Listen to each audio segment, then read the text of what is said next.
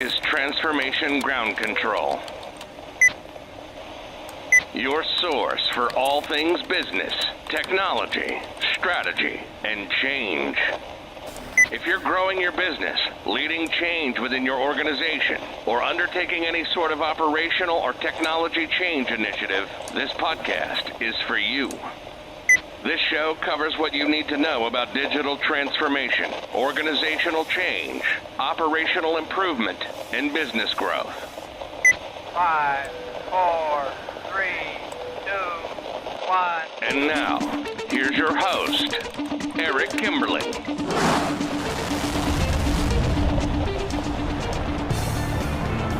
Hello, welcome to Transformation Ground Control, episode number 81. This is the podcast that has everything to do with digital transformation, including the people, process, technology, and strategy side of change. My name is Eric Kimberling. I'm the CEO of Third Stage Consulting, your host today, and my co-host today is Kyler Cheatham. Kyler, welcome back to the show. Thanks for having me. Happy to be here as always. Yes, thank you for being here as always. We've got a great episode as always. A little more entertaining, I'd say, than usual. We try to keep it entertaining and informative at the same time, but I think the entertainment value is probably a little higher in this episode, especially the hot topics we're going to get to today. Mm-hmm. We're going to cover a few different things that I have never discussed before. I don't know if you have, so this, for me, it's going to be new. So be curious to see where we go with some of these conversations. First, we're going to answer the question, can robots be cute? I don't even know where to go with that. I'm going to have to totally follow your lead on that because I have no good answer for you on that. But can robots be cute? We're going to talk about zombie pig technology, which at first I thought you were kidding when you said that's what we're covering, but then I realized you're not kidding. That is actually a real topic, like a real thing. So I never kid about zombies, Eric, ever. So right. Well, we'll see where we'll have a very serious conversation about zombie pig technology. And then we'll get into healthcare frenemies. We're going to talk about the evolution of digital lifecycle management.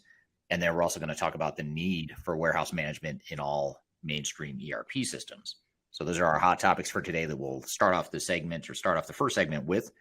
And then later in the show, we are going to have a few guests. We're going to actually have a panel discussion talking about change management. We're going to unpack a real life active digital transformation change management case study using one of our clients as an example and really talking through some of the lessons and best practices and tips based on our experience with this particular client.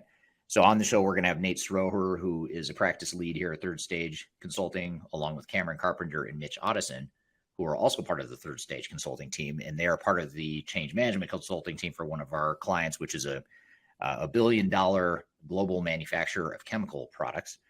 So we're going to talk through their large digital transformation and some of the change management implications, lessons learned there. So stay tuned for that. And then last but not least, Kyler, you have a chance to interview Kristy Barber. You had a chance to interview Kristy Barber not too long ago. So we're going to play you a clip of that interview where you and Kristy talk about the evolution of QuickBooks, moving from the desktop to the online version.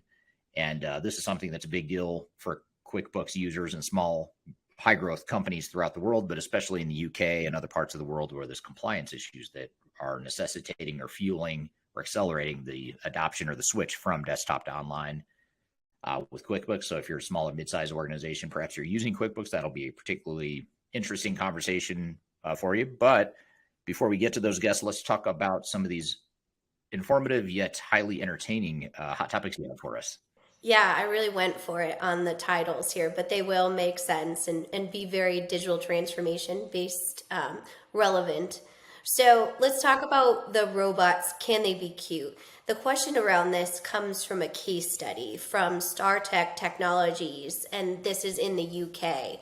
They use a delivery robot service, and what they focused on is the overall design of the device to make it look more quote unquote adorable. So think about a pet or a child or those types of things that we know as fundamentally cute, right? As opposed to the Terminator, scary person looking type robot. So they've really become a staple within this community, which is about 50 miles outside of Europe, which I know I'm not supposed to use, miles when it comes to talking about the UK, but I can't do the kilometers, so sorry about that. But basically, this case study, there's a battery-powered, app-summoned equipped with sensors to detect pedestrians, and armed with a speaker to be polite. So, for example, this allows the remote human operator to observe pedestrians that might be walking into the street that you might cut off and say, I'm sorry. Or if the pedestrian moves you out of the way of traffic, the robot, which they've become kind of stakeholders within in this town, that happens often, the robot will thank them. Excuse me.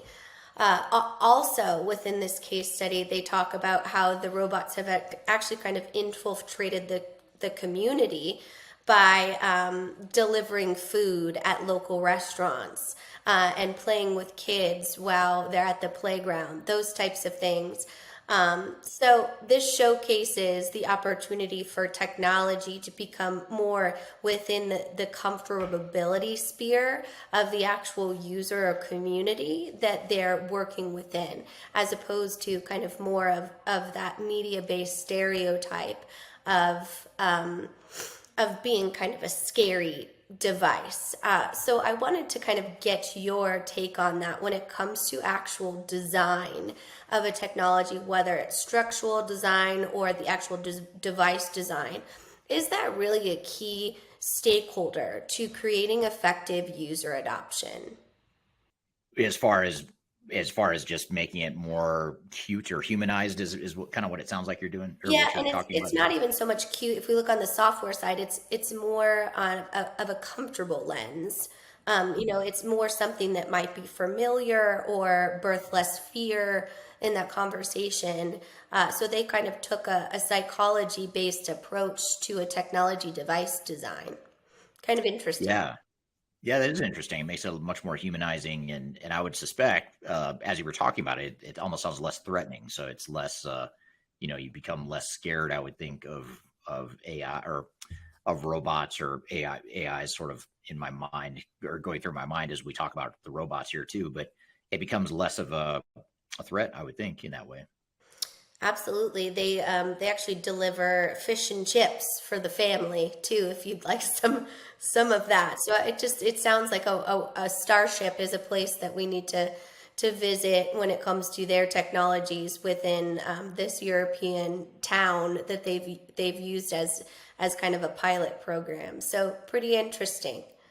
Have you heard, or did the article or your research show just how people are responding? Like, is it having a positive effect and that sort of thing? So, as far as this case study, they really have a very personal relationship. The study is actually called "Are People Falling in Love with Robots?" And I wasn't prepared to go that far because I felt like that was a little weird. Right. But basically, they've become really an affinity-based device in their community through engaging with their not only efficiencies in delivery services, right, but also in their ability to entertain and just be kind of beloved within this overall type of community. It reminds me of, if you're a Star Wars nerd like me, like R2D2, right? R2D2 was never really threatening, but he was beloved. There was a scene where you thought he might not make it, and I'm not ashamed to say I cried real tears, real human tears when that happened. So Right. That actually is a good point. I always forget about Star Wars and the humanized robots and how that's so much less threatening than the Terminator robots, especially the first Terminators. So yeah, that's a good point. absolutely, absolutely. So speaking of terrifying, we have to go into the zombie pig tech. And so to make this much less shock and awe, basically what happened at Yale University, which is a university here within the United States, it's called an Ivy League school, which is something, is one of our most pristine universities here. This new technology that specializes in cell-protective fluid to organs and tissues, and restores blood circulation after the deaths of these quote unquote test pigs. So basically what they were able to do is, even hours after their death, they were able to achieve other vital transplants when it comes to organs and restore blood flow and brain activity in these already deceased animals. And the reason that this is important, obviously, is they call it OrganX technology. Could eventually have several other potential applications or use cases. For instance, extending the life of organ transplants, which a lot of times, if you've ever been involved in that, it is a really tight time window, and transportation can be very challenging. And then also it can help create treatments for tissue damage, heart attacks, strokes, those types of different things. So not real zombie prigs running the campus of Yale, but it truly is an opportunity to see how healthcare technologies can extend the overall lifespan or enhance the quality of life of human beings. Yeah, and as sick as it may sound, sort of reusing or recycling organs and things like that. I suppose there could be some societal and or health benefits to that as well. As creepy as it sounds, as I'm saying it out loud, it doesn't sound that good, but there is part of me that thinks that could be just an interesting evolution for sure. Yes, definitely. And then always, the ethical piece of that, it always has to go into how will that look as far as an actual mainstream implementation within each culture. But, it really brings like taxidermy of pets to a new level. So who knows? We could have a 200-year-old cat running around for a little while, but it's definitely obviously a huge opportunity and leads us into kind of that metasphere use case of being able to train for these specific types of new technologies within a virtual or augmented reality. Oh, within metaverse? Yeah. Yeah, actually, that's a good point. It's almost like when I was growing up, when I was a teenager, first became a teenager, I really got into Stephen King books. So Pet Sematary was one of my favorite books growing up, and it sort of reminds me of Pet Sematary meets the metaverse. So interesting combo for sure. Yeah, we should have done this like around Halloween, this episode or something like that. Totally, yeah. Maybe we should not table it, but revisit this topic around Halloween. That's a great idea. We will absolutely do that. We'll do that. So moving into more of the healthcare transformation, as we know, this industry has been ripe with transitioning from technologies. But one thing that we haven't really talked about is the interoperability of the healthcare overall ecosystem. So to give you an outline, we have the payers. So basically the people that are actually paying, whether that's an insurance company or the patient, the provider, and then the financial institutions that either fund that up front or take the payments. And historically, these have never worked well together as far as any synergy.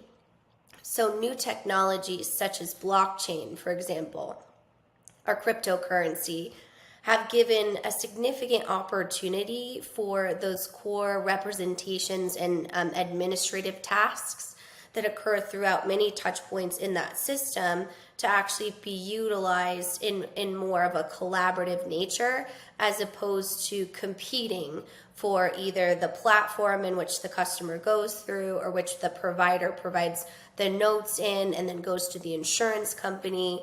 So these non-value add activities, which could essentially streamline and make the processes easier for everyone, is an argument being made in the industry that it's time to really create that interoperability together and make sure that it is more of a cohesive system, which reminded me kind of what we talked about a few weeks back about the warehouse sharing, when you might share the warehouse space of a competitor just for synergies and best case scenarios for your customers. So I wanted to see if you felt like that eliminating those inefficiencies in any sort of industry by working different bureaucracies together that might not always work together well might be something of a trend that we see moving into more of an integrated approach to technology.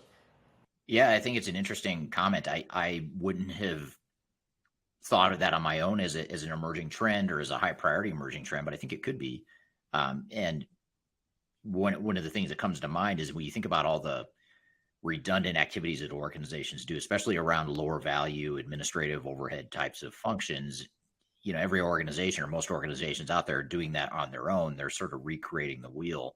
So if you could take those functions that maybe aren't your secret sauce, or they're not your big differentiating competitive differentiator, those might be good candidates to, say, share the cost, or to at least share some best practices and lessons learned, so that each of you, if you're competitors, could focus on your real competitive differentiators. And it's sort of like the same mindset, or the same approach or philosophy we recommend to our clients when they're implementing new technology. You have certain business processes where you might leverage those best practices or sort of the off-the-shelf capabilities of the software for certain parts of your business, but there might be other parts of your business that are so different intentionally and by design that you need to change the software to fit the business. So it's sort of like that same mentality of how can we find ways, and I think a lot of organizations are constantly struggling with this, is how do we find ways to not have to recreate the wheel in these lower value parts of our business? And that certainly could be one way to do it the way you're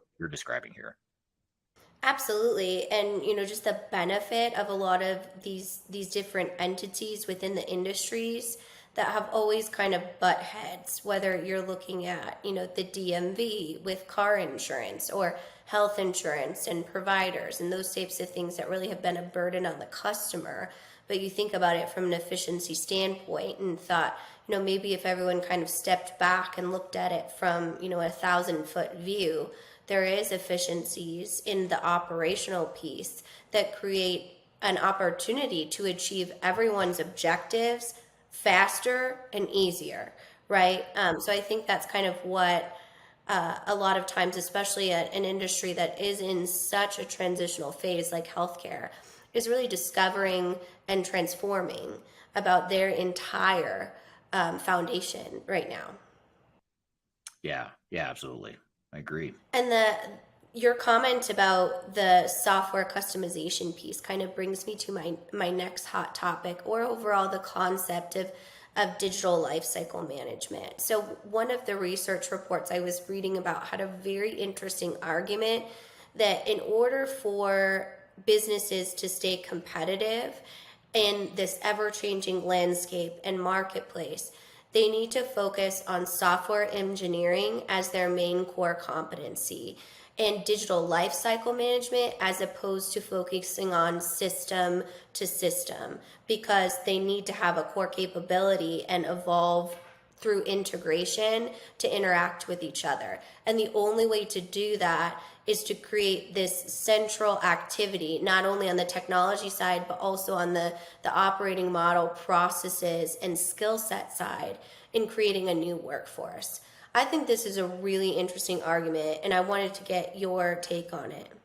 Yeah, I think it is, and again, it's sort of an emerging trend that it's not top of mind for me right now, or it's not one that I think about often. But I think it's a really interesting point, because when you think of, I guess if we back up, it's really changing the mindset of organizations that are historically product focused, and they look at sort of their end product for a engineering or a make to order or a manufacturing company that actually makes something physical.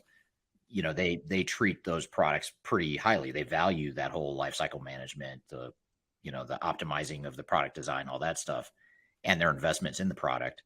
And so I guess it sort of raises an even bigger picture question, which is, should we be rethinking our digital technologies and investments as an actual asset that we manage and optimize over time?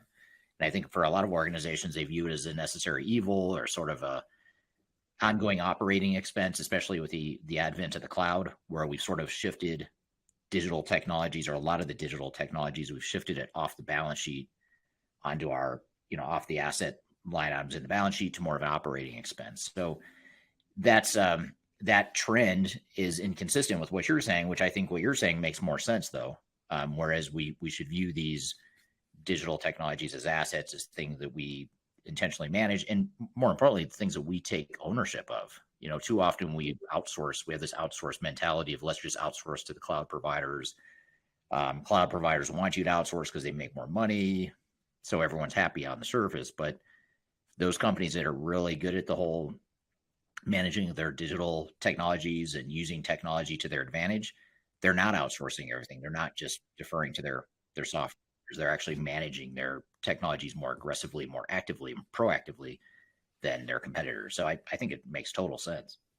Absolutely. And I think another thing to pull out of the thesis of your statement is that ownership is understanding that the evolution into different softwares that might have a really intuitive user face or a low code to no code option, it still involves a core IT need within the organization. And I think a lot of times it may lean out or change and evolve your IT team, but there is a need for being able to respond to something in the marketplace and leveraging the technology within your organization to be able to do so. So having that clear strategy internally is so important to an effective digital strategy. Yeah, I totally agree. Well, that brings me to kind of my last hot topic that is more ERP focused when it looks at the evolution of ERP systems. We recently put out our 2023 digital transformation report, which is available for download in the description wherever you're watching or listening to this podcast. Also available on our thought leadership guides and reports on our website. But I thought it was very interesting. This report I found that talked about some statistics from eMarketer that expects another 15% increase, specifically in the U.S., of retail e-commerce sales within the latter half of 2022, which calls for a need for warehouse management systems and functionalities within ERP systems. And we've seen big giants in the ERP space like Oracle, who's recently signed on its customers for its cloud-based warehouse management, and then also adapted its cloud-based transportation management platform, which is essentially what they've typically utilized for warehouse management. And then it's almost exclusively been the warehouse management opportunity or add-on within how they sell their software now. So it just, again, kind of showcases not only on the supply chain side, but the evolution of the overall buying behavior of consumers and needing to have, especially if you have a physical product, right, that warehouse management, inventory operations, seamless approach to stay competitive within, that 1 to 2 day shipping window. So just wanted to get, your industry expertise feedback on if that's something you've been seeing in the marketplace or you think we'll continue to see. Yes and yes. We are seeing that in the marketplace with our clients, and I do absolutely think that's going to continue for reasons even bigger or more expansive than what you're suggesting here, which is the growth of the continued growth of e-commerce, which I totally get that. I agree with that, but I think even more fundamental than that is the fact that organizations throughout the world are still struggling with their supply chains. They're just struggling to get the right products at the right place to the right customers at the right time. And a lot of this is evidenced just recently in the last few months. You've seen big retailers like Target and Walmart, for example, two of the biggest retailers in the U.S., are struggling with inventory issues. They've had big write-offs that they've had to write off their inventory because it's just outdated, it's out of season, it's not selling. They couldn't match demand at the right time. And a lot of this goes back to COVID, back to the lockdowns and people having to stockpile inventory, kind of going back to that old way of thinking of, we've got to get ahead. We've got to order way in advance now because the supply chain is so broken and so delayed versus where we were right before the pandemic was much more of a real time, just in time sort of an inventory management. So the fact that organizations are really struggling with this reality of the supply chain issues still dysfunctioning throughout the world, and in some cases having outdated technology, is just further perpetuating the problem. So I think that organizations, to fix their supply chain or at least mitigate the risk of these supply chain issues, are going to continue to gravitate toward technologies like warehouse management and other supply chain based technologies as well to try and further automate, streamline, and just get better visibility and planning into the supply chain.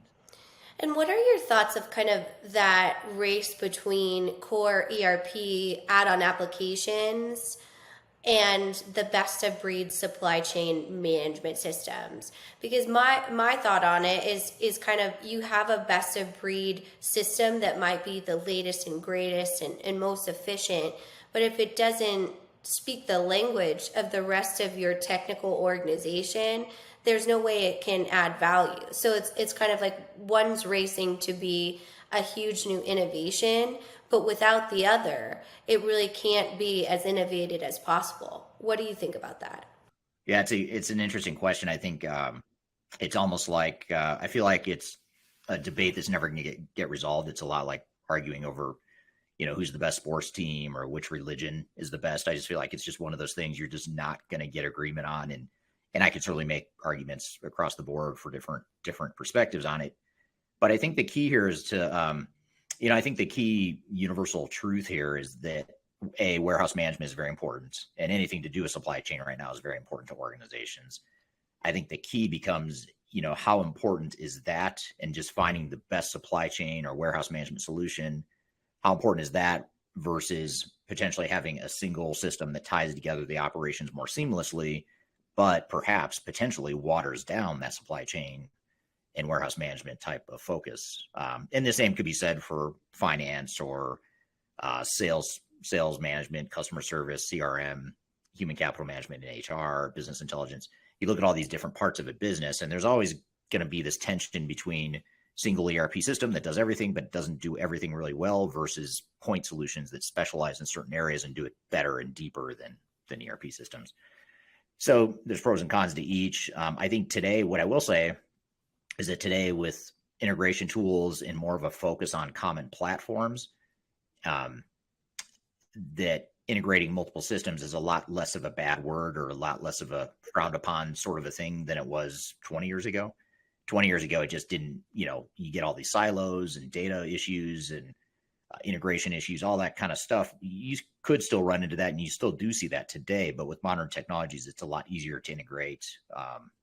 And there's also organizations that are, or software solutions that are focused more on building a platform for a bunch of different third-party applications to bolt onto or be part of. So for example, like Salesforce has their force.com platform, where yes, you get Salesforce, the CRM solution, as sort of your core technology, but there's all these third-party developers that have created add-ons or variations of Salesforce to meet different needs.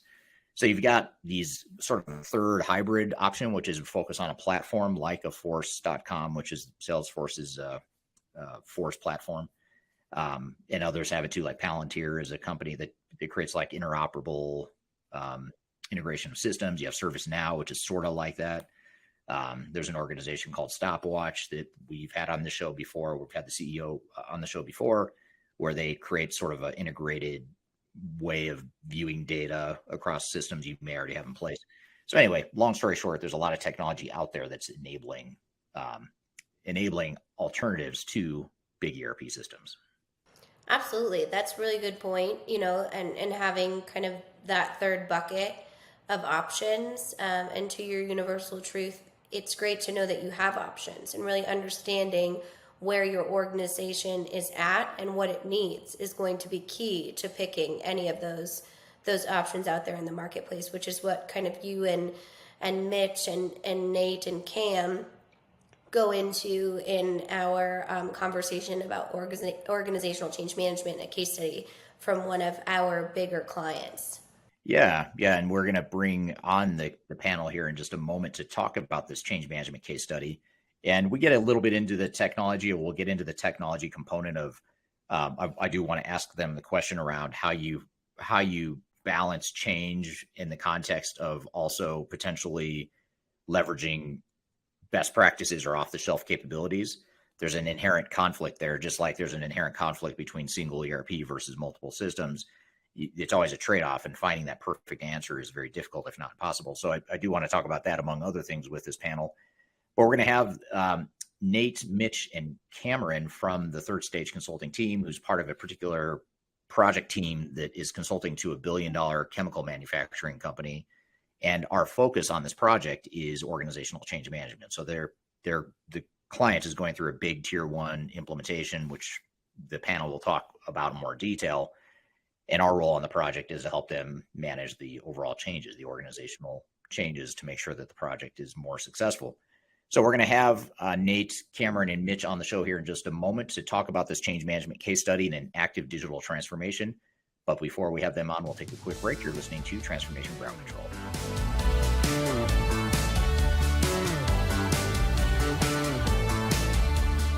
Hi, this is Eric Kimberling, the CEO of Third Stage Consulting, and we recently hosted our Digital Stratosphere 2022 virtual event.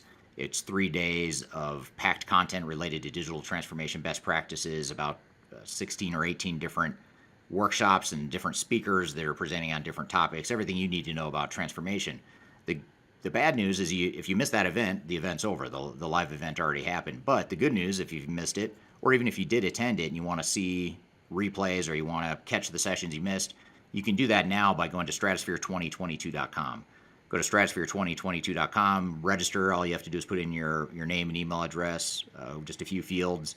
You get immediate access to all the recordings, and the recordings cover everything from digital strategy, software selection, organizational change, process improvement, architecture, data migration, cloud, trends in the industry, how to avoid failure, some of the legal aspects to think about, contractual aspects to think about as it relates to your transformation. All that is stuff that you'll get by registering for Stratosphere 2022 replay. And again, go to stratosphere2022.com and you can listen to all the replays of all the workshops that you might have missed at the event. So hope you check it out, and thanks for listening. We'll see you soon.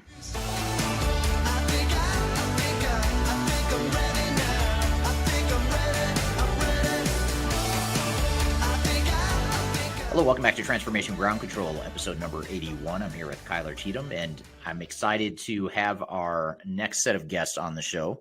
It's a panel discussion we're going to have. It's actually a consulting project team here at Third Stage that is consulting to a $1 billion chemical manufacturing client. They're going through a big tier 1 ERP implementation and implementing enterprise technology, and we are helping them with the change management piece in particular. And so what I wanted to do is I thought it'd be really interesting to have this team on the call, partially because it's a larger multinational transformation, but also because it's a transformation that's in progress. They're sort of in the trenches, in the thick of it right now, going through these changes or through this transformation.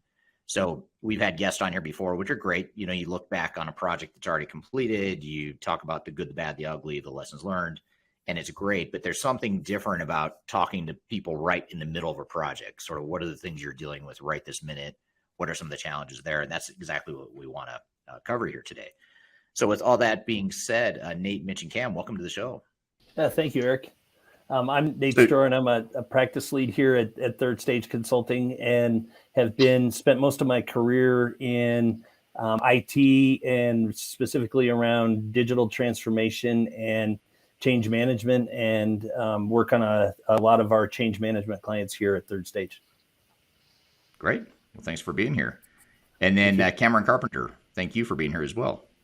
Yeah, happy to be here. Thanks for having me. Kameron Carpenter. I'm a consultant at Third Stage Consulting Group. I have a unique background. I have more operational experience in the Air National Guard with over 12 years in maintenance, repair, and overhaul side. I bring that unique experience and my entrepreneurial experiences to Third Stage, driving digital transformation efforts. There's software selections, change management initiatives, you name it. I'm a delivery consultant. I'm hitting the ground running on these projects. So as you can see, I'm the guy in the deep in the weeds, as you will, day to day, and drive your projects to success. So quick, but enough about me. Great. Well, thanks for being here, Kameron. And then last but not least, Mitch Ottoson. Thank you for joining today. Yeah, thanks for having me. So Mitch Ottoson, I'm manager of strategy and transformation here at Third Stage. My background really has I've been in IT, and where I've spent most of my career has been walking the line between business and technology and figuring out how technology can be an enabler for business. And something I'm passionate about and look forward to talking about it today. Great. Well, great to have you all. Thanks for being here. And speaking of topics we're passionate about, I think we can all agree that we're passionate about change management. So we wanted to take this case study, which is interesting in a lot of ways, because a lot of times on this show and on this podcast, we'll sort of do case studies after the fact. After the project's completed, you look back and reflect on what went well, what didn't go well, what were some of the lessons learned. But this one's a little bit different because we're right in the midst of the transformation right now. So it's a little bit more of a in the trenches sort of a feel. And that's really what I wanted to get after here today. And today's discussion is sort of the good, the bad, the ugly of what's happening right now as you guys are going through this transformation with our client. So I guess just to start out, and we can't, obviously, hopefully the audience understands we can't share the client name or any sort of confidential information, but we can share a bit about the organization, some of the challenges and that sort of thing without mentioning them by name or without giving away who the organization is. But without giving away who the organization is, Nate, tell us a little bit about the client, what it is they do, what industry they're in, that sort of thing, as well as the scope of their digital transformation, just to start us off, and then we'll kind of get into some of the change management specific questions. Great. Yeah, thanks. Our client is a $1 billion plus multinational chemical manufacturing organization, and they called us in the middle of the implementation of a tier 1 ERP platform. They have had several technology initiatives that have been very successful, some that have been very challenging. We were called in specifically for our change management expertise and to help guide them through the change management initiative and to really put in place a structured change management program and initiative to help them not only with this technology implementation, but down the road, post-implementation, go live and post-go live support. Okay, great. That's a good overview. And so I guess just to start, again, coming at this from a change management and a human side of change perspective, how big of an impact or change is this transformation in general having on the organization? And Kameron, let's start with you. I know you guys all have opinions on all these topics, but we'll start with you, Kameron. Well, I'd say that this organization is experiencing pretty large impact globally. It's a large solution. It's moving from an on-prem to cloud-based. There's a lot of difference in the way the system is structured and handles their current processes. So it's just very complex. There's a lot of moving pieces, and like I said, global meaning you're working with different countries with different compliance and regulatory requirements and needs, potentially different processes, and to work and manage a project of that size truly takes a strong governance structure from a project perspective in managing it. So it's a significant change to this organization. And is that the sort of, just out of curiosity, is that that sort of project governance or the general governance that you're talking about, is that something that's new to this organization, or is that something they already had the competency and now they're just sort of building on that to make the transformation more successful? I'd say it's a little of both. It seems that they set up the governance structures typically for their projects, but I think they've made a different focus on this one with having the change management lens. They've kind of usually been a technical driven company, and that kind of ties into the culture, right? It's where they've been. And so when Nate alluded to some of the project successes they've had and some of the we won't call them letdowns because they were successful, but as far as they completed them, but they were IT driven and they didn't have a business focus. So I think that's the key with the new governance structure, along with the fact that they've taken those past experiences and have realized the benefit of change management or change leadership, which I'm sure we'll get into a little more. And that's now a new component to this, where we're working with both the technical and the business side. Got it. Okay. That makes total sense. So Nate and Mitch, anything you'd add to the mix as far as how big of a change or impact this has been on the organization? The one thing that I would add in there is, coming from an environment where they have their legacy system that was completely customized to meet their needs to the out of the box type of model, they're running into significant challenges in trying to fit what they've been doing for the last 10, 12, 20 years into what they're doing today with an out of the box solution. So lots of processes that we need to be reviewing, evaluating, understanding what you're doing today and what you're trying to accomplish tomorrow. And right. The one thing I'll add, and Cam hit on it a little bit, but I'll elaborate on it.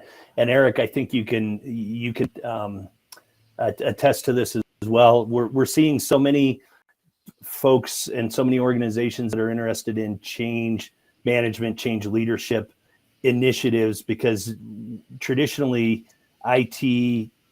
projects, platform implementations, any digital transformation has been driven and almost exclusively performed by the IT department. And our client has really seen some of the pitfalls and some of the challenges that have come out of that in the past. And this is really a chance for them to get the organization involved. And we're going to hit on this later down in our discussion, I'm sure, but it's really trying to get people to say, you know, this is something we need your input and we need you to be involved. And you can't just say lift and shift and we'll train you how to use this platform. You need to be involved in setting this up, and you need to be involved in the change from the beginning. Yeah, great point. So to address some of these challenges that you guys have mentioned as far as the impact or the change to the organization, what if we just sort of back up or start at the highest level here and work our way down into the details, you know, what's the general change strategy in particular for this digital transformation? You know, what sort of approach are we taking, or how did we get started? You know, that might be a good place to start. What are your thoughts on that, Mitch? Yeah, so really we got started, and our whole goal when we first engaged with the client was to just understand where they're at. And our change management strategy has really been to meet the client where they're at and to help to identify any pitfalls that we're seeing on where they're going, and to make the deliverables that we're putting in front of them relevant.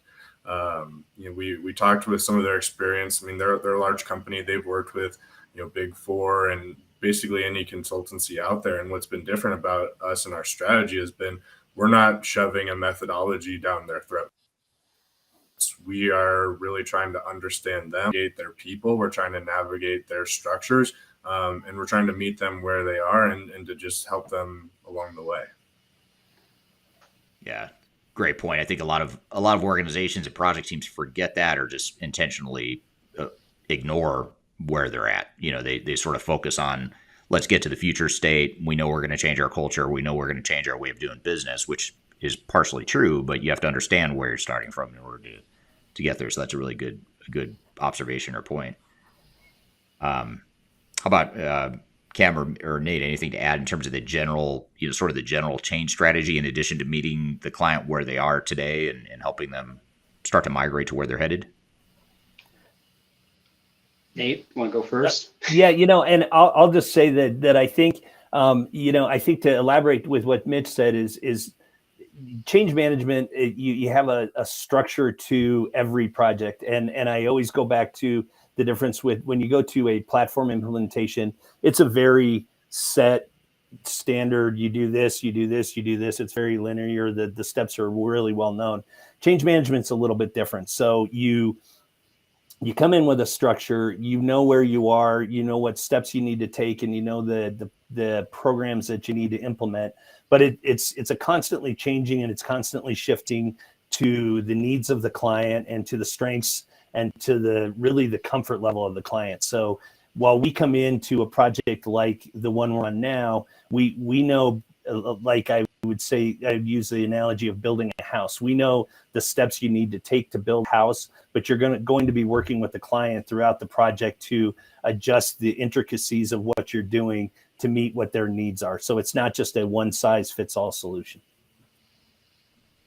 Yeah, and maybe one of you could talk just real quickly about, you know, how we go about ascertaining some of these strengths and weaknesses of a current situation and helping define the change strategy in the form of that organizational readiness assessment. Could one of you maybe just sort of elaborate on that step in our process a little bit? You know, how do we get that foundation or that clear strategy and plan based on that spirit of meeting the client where they are today, but also understanding where they're headed in the future? Could one of you maybe unpack that or just describe at a high level what that organizational readiness assessment is and how that fits into what you're talking about here?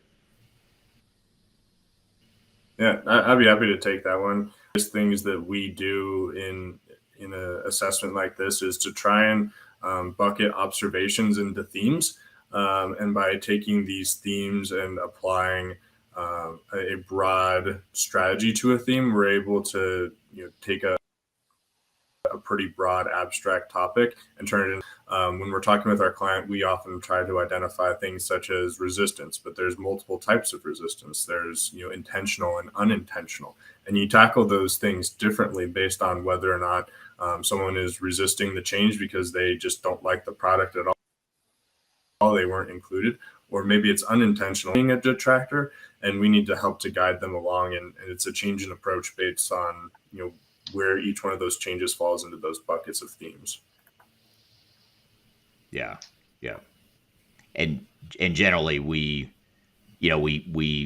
get to those themes, or we conclude those themes based on sort of a two-prong change readiness assessment, where we go in and we do online anonymous surveys, but we also do qualitative focus groups. And then during that data gathering, quantitative and qualitative data gathering, and we use that input to then analyze to understand what are the nuances of this particular organization compared to others that we work with, and what are the pitfalls that this organization is going to face, and ultimately what is the most effective change strategy and plan that we can tailor for this particular situation. So I think that, that upfront assessment piece really gets to the heart of what you guys are saying, which is so important, which is to sort of frame this, or to create a strategy and plan that is not one size fits all, but is more specific to a client's particular situation.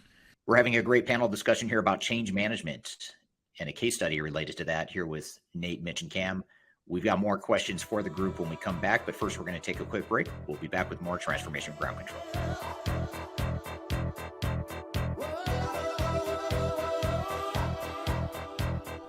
If you are aiming for transformation success, turn to Third Stage Consulting Group. Third Stage's independent and technology agnostic consulting team helps clients define their digital strategies, define their roadmaps, and manage their transformations. With offices in the US, Europe, and Australia, our team helps the world's most forward-thinking organizations through their transformation pitfalls and risks. If you are embarking on a digital transformation or business change initiative, contact Third Stage Consulting to see how we can help you reach the third stage of transformation success. Learn more about us and download independent reports, videos, and other best practices at thirdstage-consulting.com.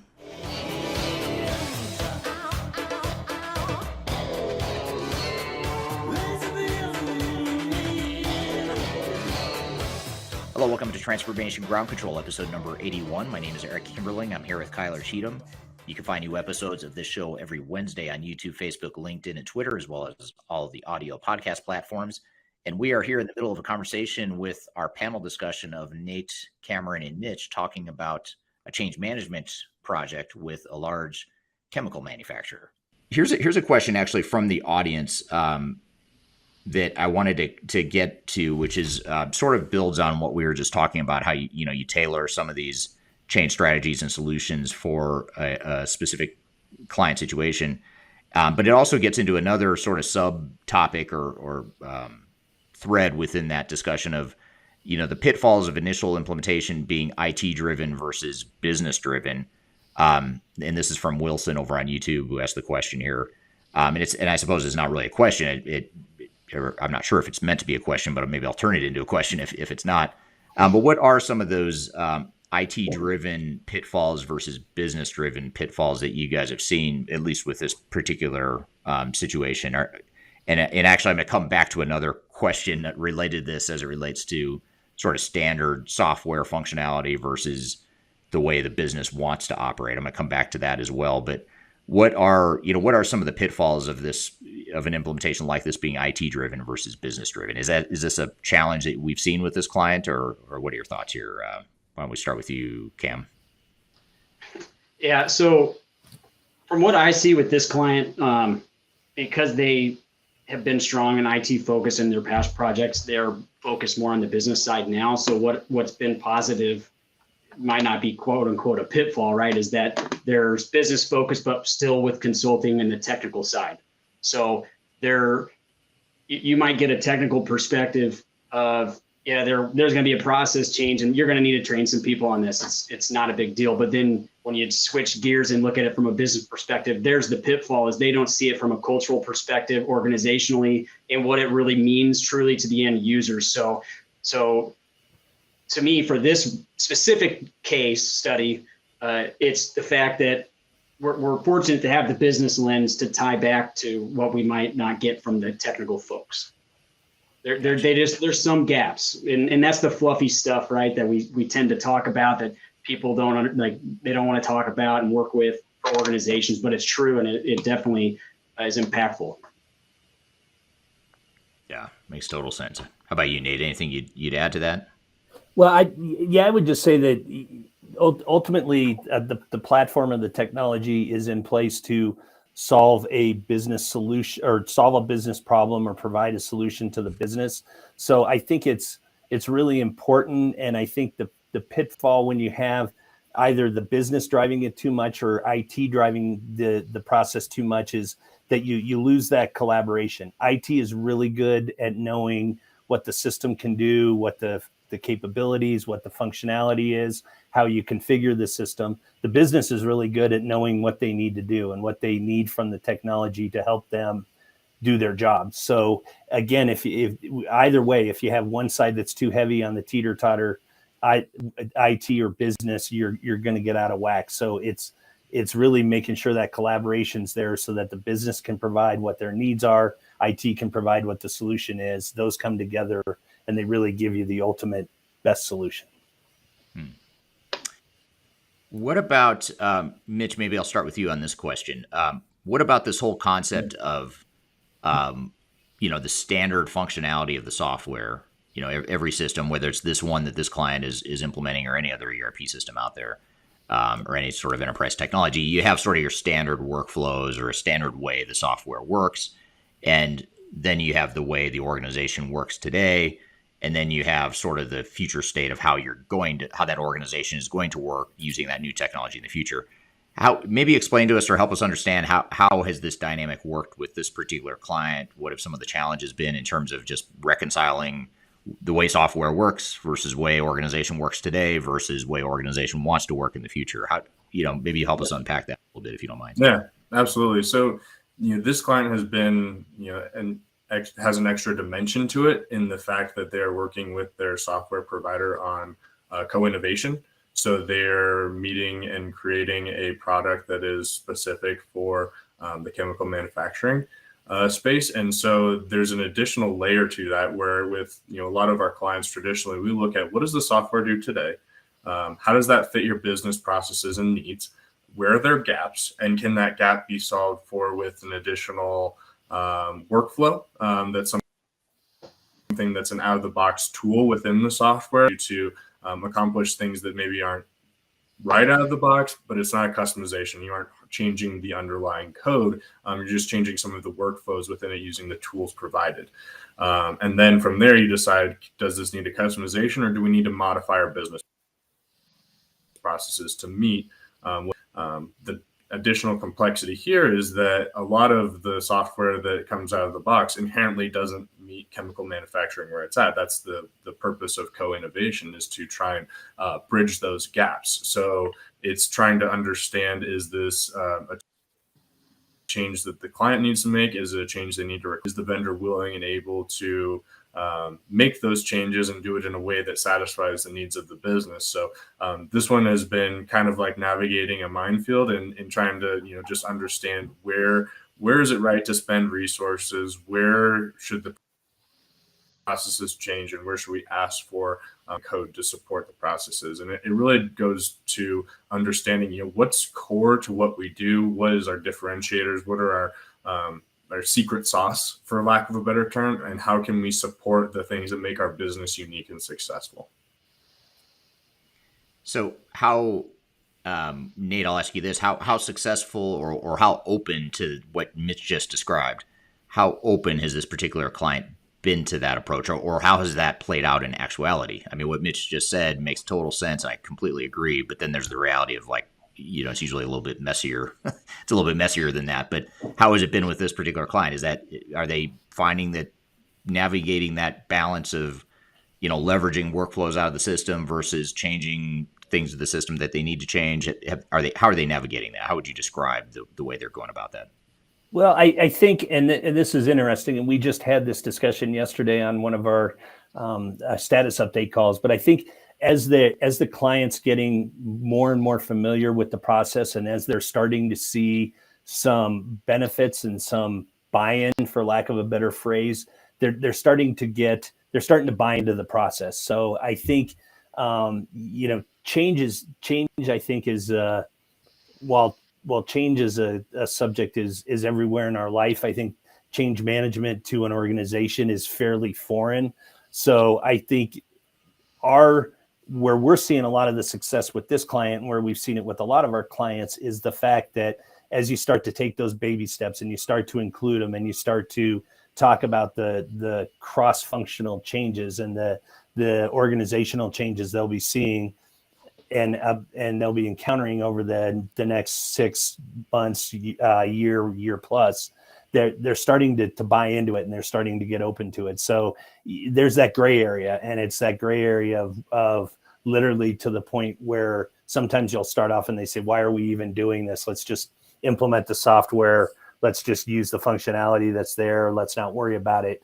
To, hey, I have buy-in on this. I make a difference. You're listening to what my business needs are, to where they really become an integral part of this configuration and this implementation. So it's definitely one, and I don't think this is unique to our client today, where the more and more they start to see results, and the more and more they start to become involved, the more they open up. And it's really a cool thing to see throughout the process is it really starts to build momentum, and it's going to be building more and more momentum as we go forward.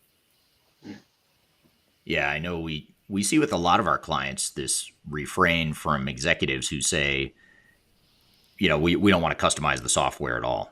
Let's do zero customization. Let's just deploy the software as it was built out of the box. And I guess the good news in that is that it's because executives and organizations in general are starting to realize, and they've realized over recent years and decades, that customization oftentimes can lead to failure, and it leads to a lot of risk and cost overruns and all that stuff.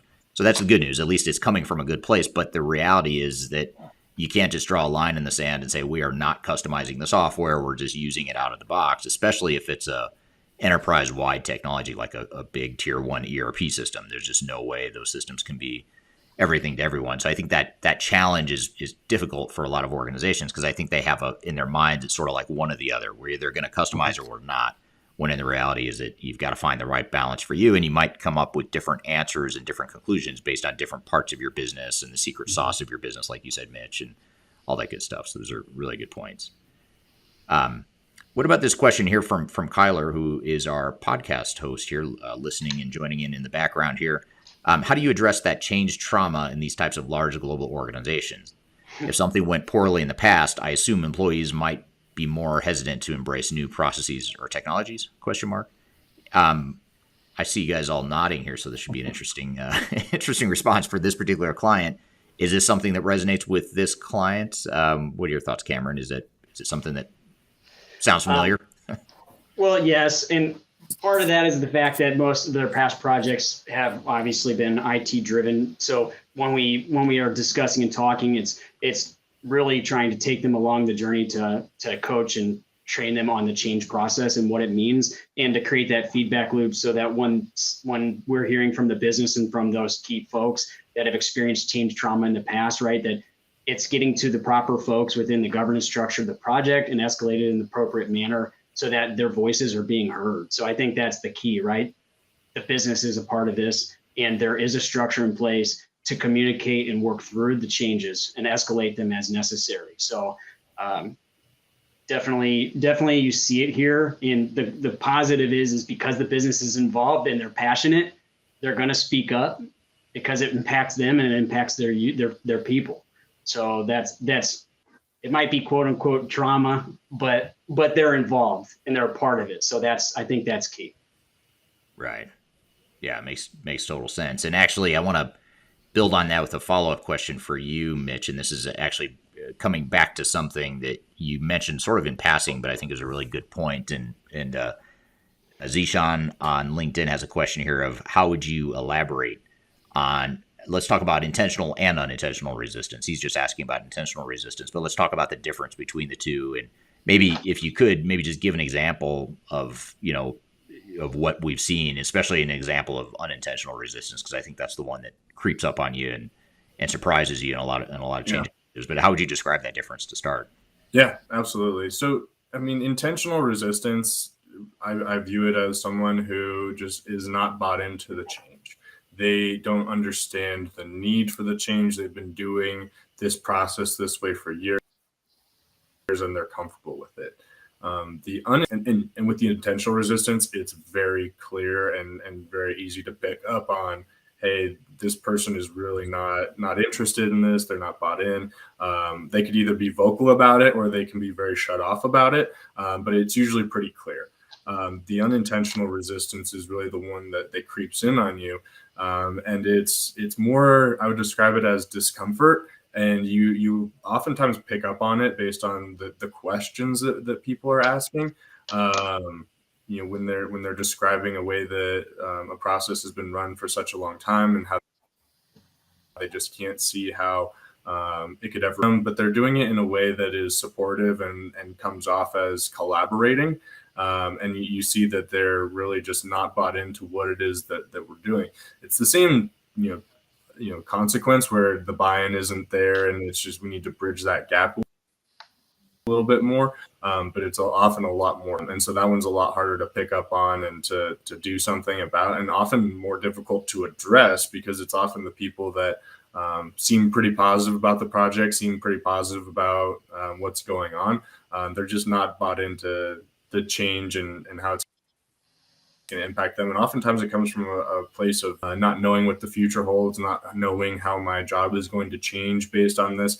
And so what we try and do to address the unintentional resistance is to give a clear picture, or as clear as we can, on what's changing, why it's changing. The why is huge. But then also sharing a vision for the future. Your manual process that you've been doing this way and takes up 20 hours of your week, you can spend time working on other cool things that you haven't had the time to do that are there. So there's efficiencies that can be gained, and oftentimes people know that there's cool work that they can be doing. They just don't have time to do it. Yeah, that's a great point. And you hit another really good point, which is the unintentional resistance is way harder to detect. And in fact, I'd go even one step further and say it's almost misleading because it's unintentional. And so on the surface, the people or the work groups are on board. They're saying they're on board, and who knows, maybe they really are on board with the idea of change. But then once you start getting into the details of what the change means and how it's going to affect them and how it's going to really rock their world, then you start to get the pushback, not because it's coming from a bad place, but because there's fear, there's uncertainty, there's confusion, whatever it is. So that unintentional resistance is a lot more difficult to encounter for sure. Kameron, I'll ask you this question. I don't know if, part of me thinks this may not be a fair question, but I have to ask it anyway to see if you have a good answer. But do you have any examples from this particular client of either work groups or individuals that have demonstrated maybe that unintentional resistance where maybe on the surface they're on board, they're excited, but you get into the change and you start to really push on what the change means and how their processes are going to change or how their job's going to change, and then you start to see pushback. Have you seen any either examples of work groups or individuals where that was prevalent in this particular client? Yeah, well, yeah, I think so, because initially when you're going through, there's one big specific change impact that just pops up in my head. It's completely changed, like flipping them 180 from the way they do it today. It's in a large part of the organization with the operational side and key part of the business. And so as they're standardizing and pushing to that, initially we're watching the demos and seeing what it's going to be like. But as the project has progressed, there's been more and more frustrations and more involvement with other folks outside of the initial group. And you can see that there's the water cooler talk, and it's kind of transitioning and bubbling up, if you will, right, into something that's more extensive and more global. It's impacting a ton of folks. So I don't know if I encompassed it enough from the intentional perspective, but when it snowballs and it starts little and they're watching and they're on board, and then it's just kept growing and growing, we're seeing from an outside view this it's the snowball's as big as the house now, right? It's gone to a point of escalation and explosion, if you will. So maybe in the earlier stages. Yeah. So you see some fires burning or some fires brewing Yes. as it relates to that. Yes, absolutely. And I'm sure Mitch or Nate could elaborate on that because everybody's been all hands on deck for conversations around this change impact specifically. Mhm. And they can put it from their lens of what they've seen from their side. And I think the one thing that I would add, and we have, it's one of the predominant work streams within this organization has been from the beginning. They've had this, it's just a lift and shift mentality. We will literally take the old software, implement the new software. Everyone knows their job. The processes aren't going to change. Everything's really going to be the same with the exception of some minor changes to the look and feel. As you start to dig into it with this work stream and with this team, you start to say, well, what about this change in functionality? And they, well, yeah, that's right. That is different. And it is different. So it kind of teeters that line between intentional and unintentional resistance. I think sometimes they've talked themselves into, yeah, it's going to be the same. We really don't have anything to worry about, just because that's an easier answer than really digging into it. But once we start to dig into it, they start to say, yeah, there is going to be a lot more change than we expected. And we really almost go through this exercise where we say, let's document what's not going to change and let's document what is going to change, even if it's minor changes to the platform and to the way you do your job. And when you look at that consolidated list of all the different changes and all the different things that won't change, it really opens their eyes to the fact that, yeah, this is a lot more than just putting a new software in place, clicking the button, going live, and we'll do our jobs the way we've done it all the time. Right. Yeah. Yeah. And what sort of change management issues let's start with issues. What sort of change management issues do you think have been the most difficult so far? And I'll start with you, Mitch. When you look at this particular client, what are some of either the cultural, just organizational resistance related dynamics? What would have been the most challenge for this particular client? I think some of the biggest challenges that we've run into so far have come from, again, the co-innovation and not really having a clear picture of what is they are changing to, not being able to speak to why things are changing in that way. So Kyler had a really good question, in the chat about explaining the why of an organization of that size, and I think that really goes hand in hand with some of the challenges. Is things are changing, and sometimes the best explanation for why that has been because they are.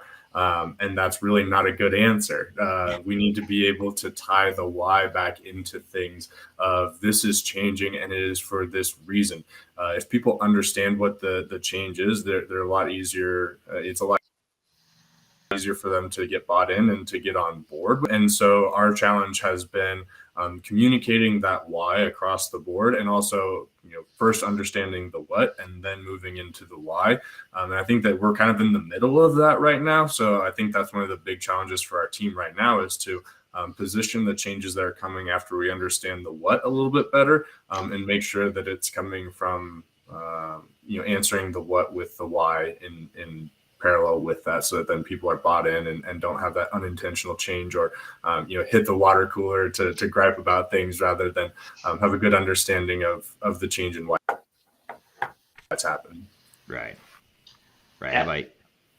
I have to add to that because I had a thought with what Mitch said is it's challenging for folks that are trying to do their part in the project too, when you have others from the business that are constantly taking up time to focus on one area when it's not their part of the process to escalate changes in that manner, right? So you're dealing with a different type of collaboration internally as well, where we might have an hour session to get through specific topics, and the folks on the call talk about the change impact when it's being standardized and it's more of an escalatory conversation that needs to go up the chain and needs to be an outside combo. So I think that creates challenges internally with the project as it's ongoing.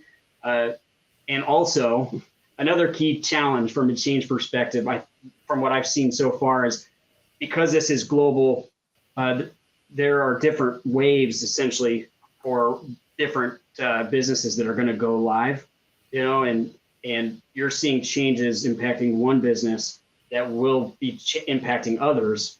And they're seeing that, and any decisions being made now, with whether design decisions, requirements, processes, there's impact to those other groups, but they're not directly involved in the day-to-day. So that definitely creates a challenge.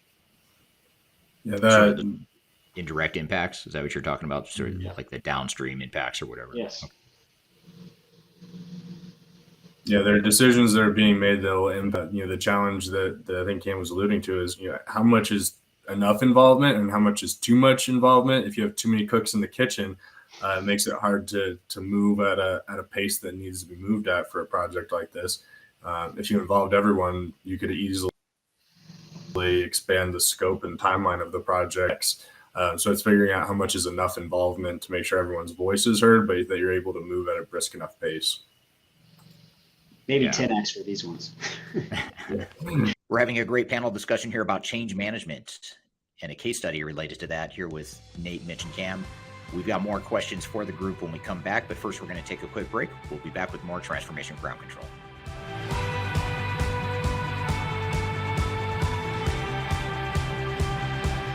If you are involved in any sort of digital transformation or business change initiative, you will want to download the 2021 Digital Transformation Report.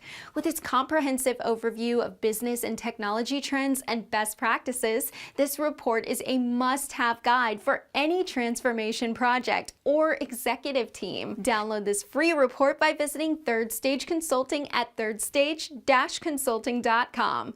You can also visit our website to learn more about us or download independent reports, videos, and other best practices. Again, visit thirdstage-consulting.com today to learn how to take your transformation to the third stage of success.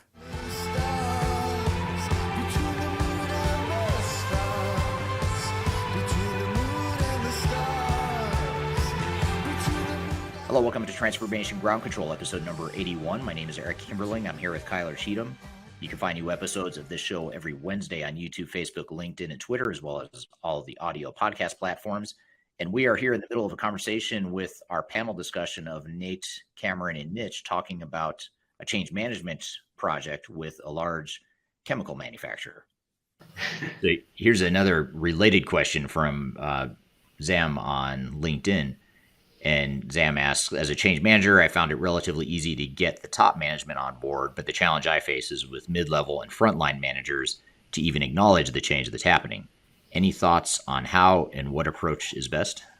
And I'll start with you, Nate. That's a kind of a strategic question around how to get mid-level management on down. How do you get them on board, assuming the executives are already on board, or at least they're at least paying lip service to the fact that they're on board, if at the very least, let's assume. So how do we get mid-level management on down on board with change? I think that where we've seen most of our success, and this I think we run into almost with every organization again that we deal with from a change point of view, is just that uncertainty. So where we really have found a lot of success in getting engagement throughout the entire organization is putting together a really focused plan on what the steps are, and not only outlining here's the 5 steps that we're going to take, or here's the 5 areas we're going to focus on change, but really why we're doing them, what's the desired outcome, and what that means to the individual. So getting buy-in at the executive level. Do you agree with all of these steps? Do you agree with what our desired outcome is, how we're going to put them in place, and how we're going to work with your organization? Once you get the executive level, then it's going to the mid-level and the end users, and really getting that buy-in as well. So I don't want to oversimplify it, but I think it really comes down to putting together a very concise and direct plan on how you're going to do it. And again, that plan is going to change within the framework, but really having we're going from here to here to here, and here's why we're doing it, getting buy-in from the end users as far as what the results are that you're going to produce, and really just getting started. And it's like we're finding with this client, getting started, starting to see some results, starting to see some buy-in to the process is going to get that momentum started. But without really a clear outline of what you're doing, a lot of people are going to just build the walls even higher than when you first got there. Yeah, makes total sense. If we had to back up a bit and maybe come back to just sort of the general trends and lessons here in this particular case study, what are some of, and I'll start with you on this, Nate, on this question too, but what are some of the general change management lessons learned from the project so far? I'd be curious to hear what you all think, but I'll start with you, Nate. Yeah, and I'll outline 4, and Mitch and Cam, you can jump in or circle back after I briefly introduce them. But I think first and foremost, it's never too late to start a change management engagement. We would have been involved with the client that we're currently working with from the beginning. We were called in about 6 months into this implementation. We had a lot of catching up to do. And a lot of work to really getting ingrained and get ourselves in place, starting with a late start from our side. That being said, it's never too late to start. And what you've learned, and whenever you start your change management engagement, you've already learned a lot about what's worked throughout the organization and what their challenges are. So you really do, even though you're starting late to the game, you're starting with some knowledge of what's worked and some knowledge of what hasn't.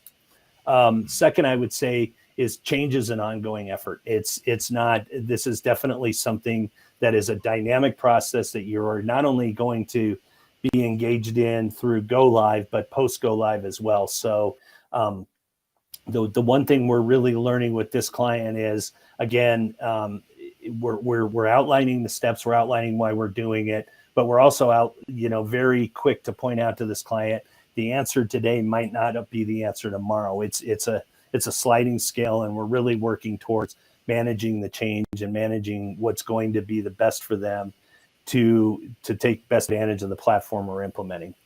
And then the last two, it's, this is something that we're not familiar with. And I think Mitch and Cam and I have alluded to this a lot. We're coming into a situation where people are not really comfortable with change management. They're not really familiar with the topic. So it's something that we really, you really need to, again, at every point emphasize what we're doing and what's the desired outcome.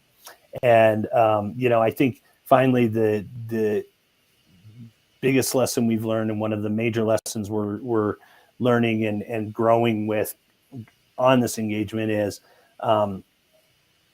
celebrating what we've accomplished and really taking a stance of what we've accomplished, where we stand, and where we're going, and really starting to celebrate, here's kind of some of the things that we're discovering, here's some of the changes we're seeing, and here's some of the results that are coming from it. So that as people are grinding through this, it's not just a slot, just wading through the marshes, but it's actually saying, hey, we're making progress, and here's where we are on the continual effort going forward. Yeah. Now, what about, I want to come back to the first one you mentioned, Nate, you playing catch up and us coming in 6 months in. Just help us understand what sort of triggered this client to recognize relatively early. It was later than we'd like, and it wasn't ideal, but client did at some point relatively early in the project realize they needed change management help. And this actually ties to a question that Kyler has as well, which is, what are some of the signs that an organization needs outside change management support? But in this case in particular, what did the client see? What were they seeing or feeling that made them realize that they needed help with change management? Mitch, do you want to jump in that? I can answer it, but I think you've got a pretty good perspective. I saw you nodding your head there. Yeah, so I think everyone can benefit in some degree from outside change, just in the fact that you come in with a completely unbiased third-party opinion and observations. So I think the writing is on the wall in some way, shape, or form for just about every organization out there, especially with a project of this magnitude. Like, if you're just in there going and tackling things the way that you have, no one's perfect at change management. And so getting a partner to come in and give you that unfiltered opinion and also game plan for how you can tackle some of the challenges, because there will be challenges, is incredibly valuable. So I think that that's a really broad answer to that, but I really do believe it's true for just about any organization, at least every single one that I've been engaged with. And I think to be a little more specific to this client as well, we heard so much, and we're still hearing it today. They just came out of, or I guess they're just coming out of a platform implementation, not an ERP platform, but another technology implementation that they had a lot of challenges. And I think they quickly realized in doing their post implementation analysis that when they addressed the change, they had success. When they let it be driven by the IT group only and not including the business, that's when most of their challenges came forth. So they really are fresh out of, I don't want to call it a failure because it was a successful implementation, but I think there's a lot of battle scars that they're feeling, and they were able to identify the fact that they didn't have a real formal change management or change leadership, as they call it, program in place, and they really saw the need for it. So when they came to us and we outlined, here's what we can do, and they were able to tie that back to some of the success they had, they said, hey, you know what you guys are selling us and what we've seen as success in the past, really they match. So we really can see the value in your solution. Let's get you involved, even though we're starting a little bit late to the game. Let's get you involved because we know that this is an ongoing process, and it's not just a 9-month implementation, but it's an implementation and a post go live support as well. Yeah, great point, and great examples there of how that change or the need for change is recognized within this organization. Here's a really long question. It doesn't even fit on the screen, so I'll try to paraphrase it here. Actually, in fact, I'm going to take that away off the screen because the part I showed doesn't really help. So the question here is from LinkedIn. I don't see who it's from, but it's someone on LinkedIn. It says, I'm hoping you guys could share your experiences or advice for someone in a senior leadership role during a digital transformation as part of a new merger and acquisition integration. And the question is, what specifically is the most effective way to address concerns without standing out as a potential roadblock in the transition? For example, if the parent company, the acquiring company, is wholly trusting the ERP consultants and appears to be actively resisting any sort of quality assurance or independent verification, validation. And maybe I'll broaden that question a bit to say, I'll rephrase the question a bit differently, and hopefully it still gets to the heart of what the question is really what they're trying to get at, and that is, how do we go about this change stuff? Knowing, if we back up and we know that the change in the human side of change is going to be the critical path. It's going to be the thing that takes the longest or one of the longer activities in a work stream, not because we're not good at change management, not because no one wants to change necessarily, but just because changing humans takes a lot longer typically than throwing in new technology. So how can we frame as change management practitioners or even just a transformation team, how can we frame change management as something that's not a roadblock or an obstacle to changing, and not something that slows us down, but something that actually speeds us up, if that makes sense? I think that is the heart of what this person, I think, is asking in terms of the M&A integration example. What are your thoughts? Maybe any one of you that might have an immediate thought there. Yeah, I would say, this question did come from a senior leadership perspective. And I think in that, the advice that I would give and something that we always try and do, at least I do personally whenever we're engaged in this, from a place of trying to build trust. Since it is such a human-centric thing that is change management, building that trust is an integral part. And if you don't have that trust, there's going to be resistance, both intentional and unintentional. So starting from a place of understand, then build that trust with both sides, the parent and the child organizations. Trust on both sides will allow you to navigate what those changes are, and you are slowing down. I think it's okay to acknowledge that you're slowing down, but you're slowing. I had a manager who used to say, slow down to speed up. and you're getting better at what you're doing. It enables you to go faster in the long run. But right now we are slowing down. We're taking our time and we're taking a thoughtful approach to how we're handling this, because if we speed through it, it's going to jeopardize the rest of what we're trying to build and accomplish. And I think labeling and identifying that and being okay with that and coming from a place of building trust is a great way to navigate that. Yeah, and it seems like, I think, first of all, you have to recognize what you're going fast towards. I think a lot of times organizations think, well, this change management stuff, it slows us down. We're worried too much about people. We should just be building technology. Well, the reality is, in that case, yes, you're moving quickly, but you're moving really quickly towards a cliff, and you're about to go off that cliff. So change. Yeah. You could argue that change management is an obstacle, or it's slowing down your change. Well, I guess you could say that, but it's keeping you off from jumping off a cliff. I mean, why not nudge the organization in a direction that's actually going to be a lot more productive and of benefit longer term? I think that's really the question. I'd kind of spin that question into that follow-up thread there. Well, and the thing is how do you if you don't package and understand the change and then develop action planning around it, you get to okay, we put it in and we go live. Now what? You drop support. You don't work with your folks. Now they start creating workarounds. They don't adopt the change. They're going to try to get the work done however possible. And now you potentially cause more heartache and pain because you're going to have to come in and try to work through those. And those pains and those workarounds and those issues following post go live can trickle to customers. It can trickle out to other folks, which could potentially cost you. So I think the go slow to go faster makes sense from a perspective of encompass the change, understand what it is, create proper action planning around it in post go live support.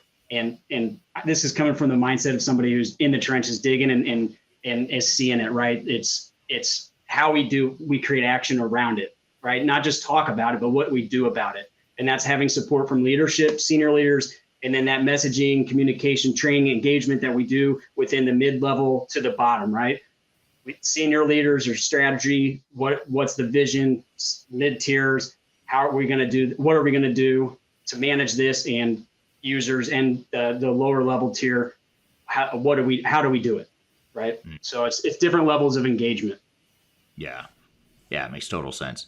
So in the minute or two we have left here, I want to ask sort of a lightning round summary sort of a question to tie this all together. And I'll start with you on this one, Kameron. But what advice would you give to an organization about to embark on a big change initiative like this one? Knowing what you know now and what you learned in this particular case study and others, what advice would you give? How would you summarize the advice you'd give? Okay, so overall, it would be to develop a strong governance structure for your project that's tied with your organizational structure. That way you have leadership support from the top down. And ultimately, with that, finding folks within the organization that are the right leaders, right? And sometimes you might not be able to find them, but the right leaders are those that are dynamic, flexible. They are knowledgeable across streams, work streams or functions in the business. They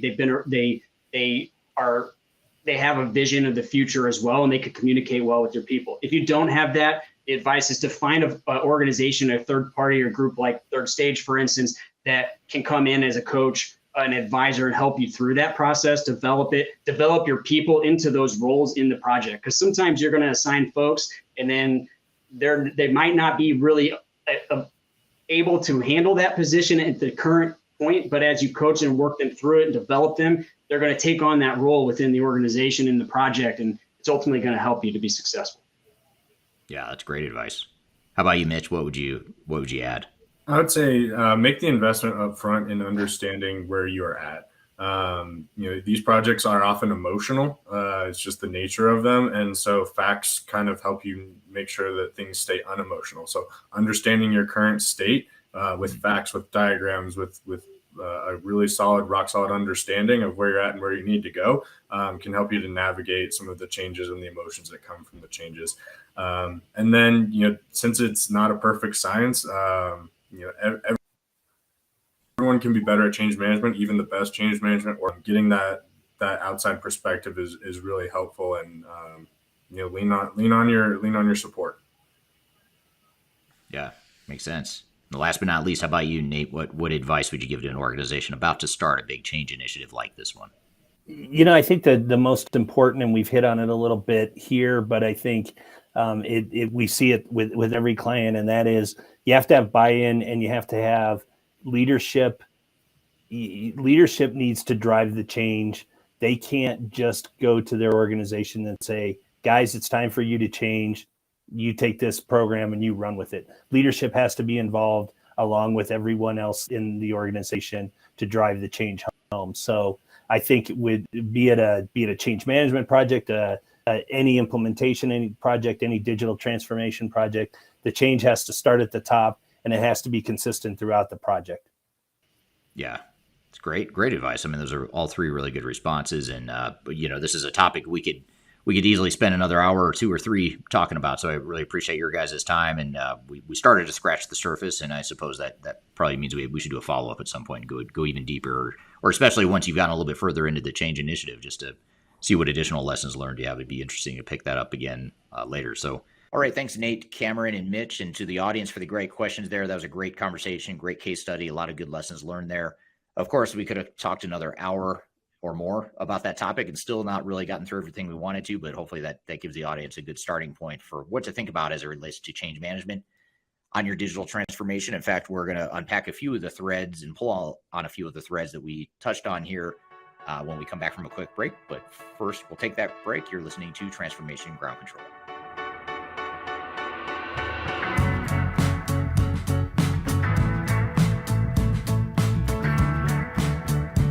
If you are aiming for transformation success, turn to Third Stage Consulting Group.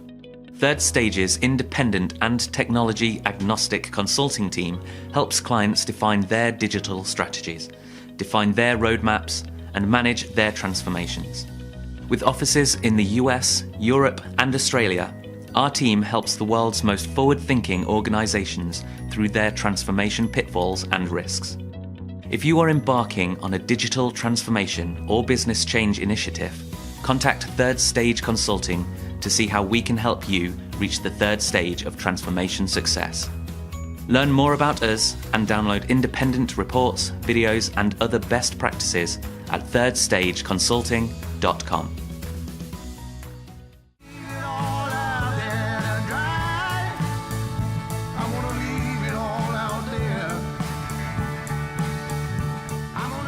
Hello, welcome back to Transformation Ground Control, episode number 81. I'm here with Kyler Cheatham, and we just had our panel discussion on the show talking about change management and a case study of change management at a large multinational client that we work with. What were some of your thoughts and takeaways from listening to that conversation, Kyler?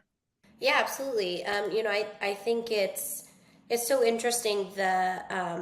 Mitch had mentioned the meet them where you are type of approach, and I wondered if we could kind of dig into that just for a second, because meeting them where they are is certainly important in being able to establish that trust. And then is the next approach within that methodology that you do provide recommendations? Because I assume at some point you kind of have to have a little bit of a come to Jesus conversation of, this is what we need to be able to do as far as creating change or creating a plan for success. Yeah, that's a great question. We didn't dive into that in a ton of detail in the conversation, but I thought it was a very insightful comment from Mitch about meeting the client where they are. And I think what happens is a lot of organizations, especially leadership within the organizations, will say, let's not worry too much about where we are today because it doesn't matter. It's broken. We're trying to fix it. We want to focus on the future state. And you do need to do that. You need to focus on the future state. But once you have that future state vision, now you need to sort of back up and say, okay, well, where are we today? And how big of a jump is it from where we are today to where we're going? And how are we going to get there? And how long is it going to take?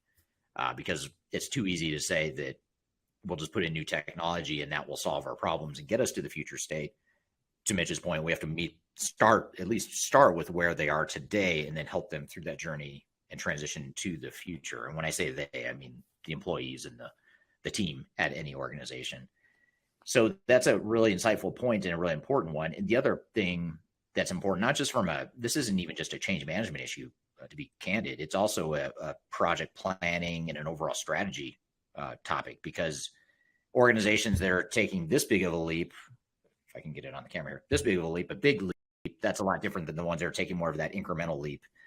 They're maybe is still material, but it's not as big of a jump. And those are two very different timelines. It's two very different strategies, resourcing plans, budgets.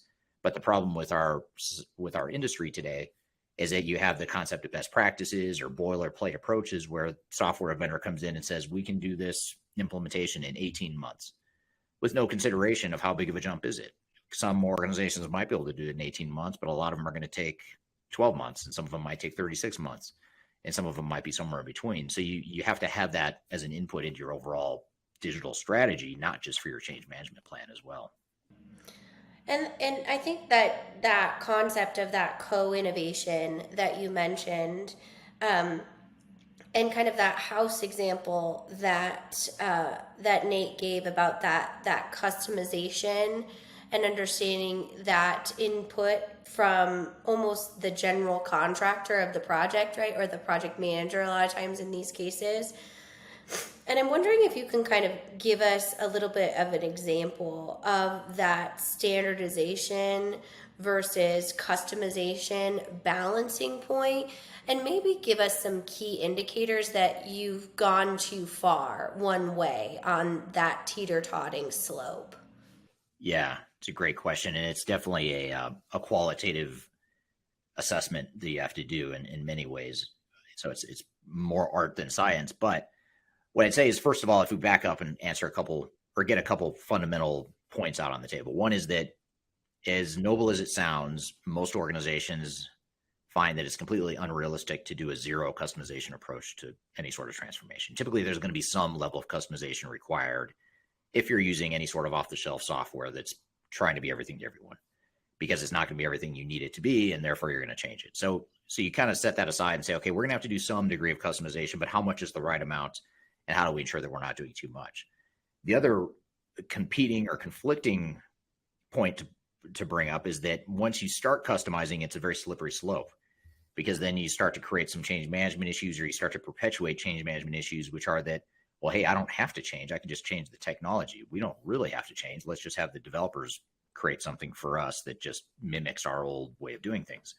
So that's another extreme, that just by doing customization once doesn't mean that's where you're headed. But it's sort of like I hate to bring drugs into this, but it's almost like a gateway drug. You do one thing at customization, all of a sudden you've customized the entire thing just because you become so hooked on it, or you believe that you can and you should change the software.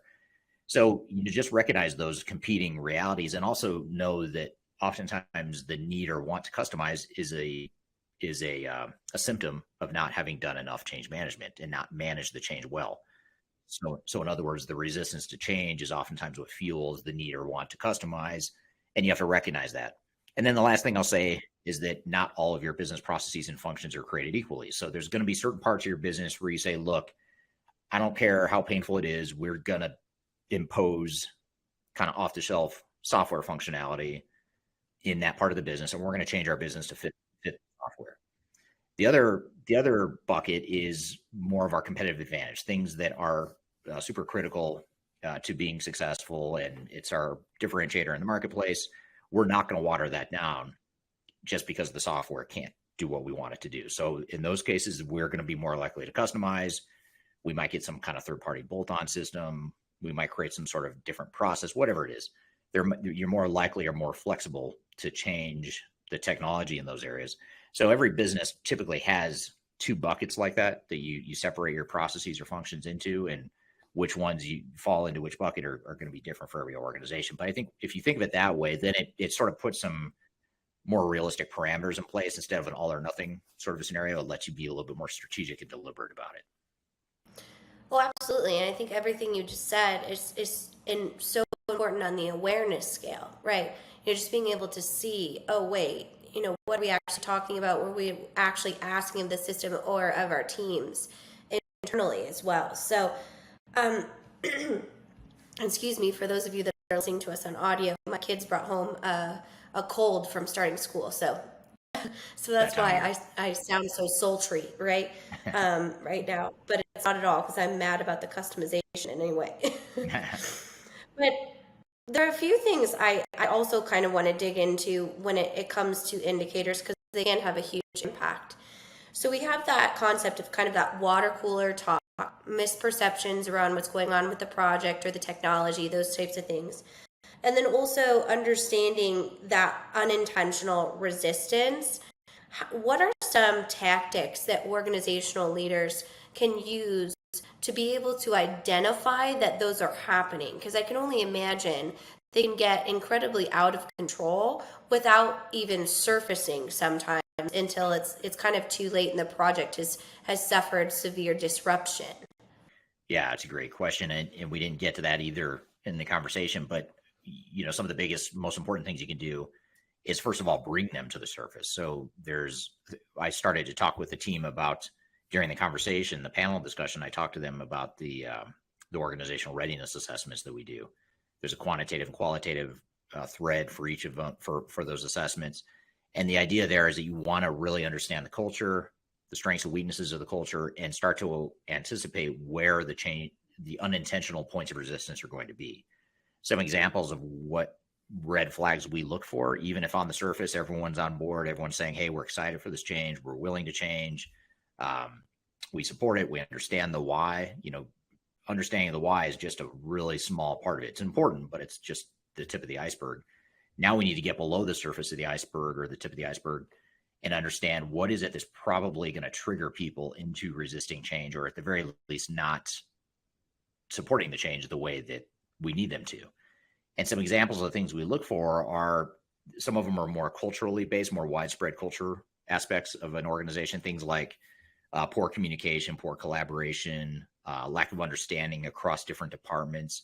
Those sorts of things can lead to unintentional resistance. And again, resistance has sort of a negative connotation where you think it must be coming from a bad place. It's usually not coming from a bad place. It's usually not because people want to be difficult.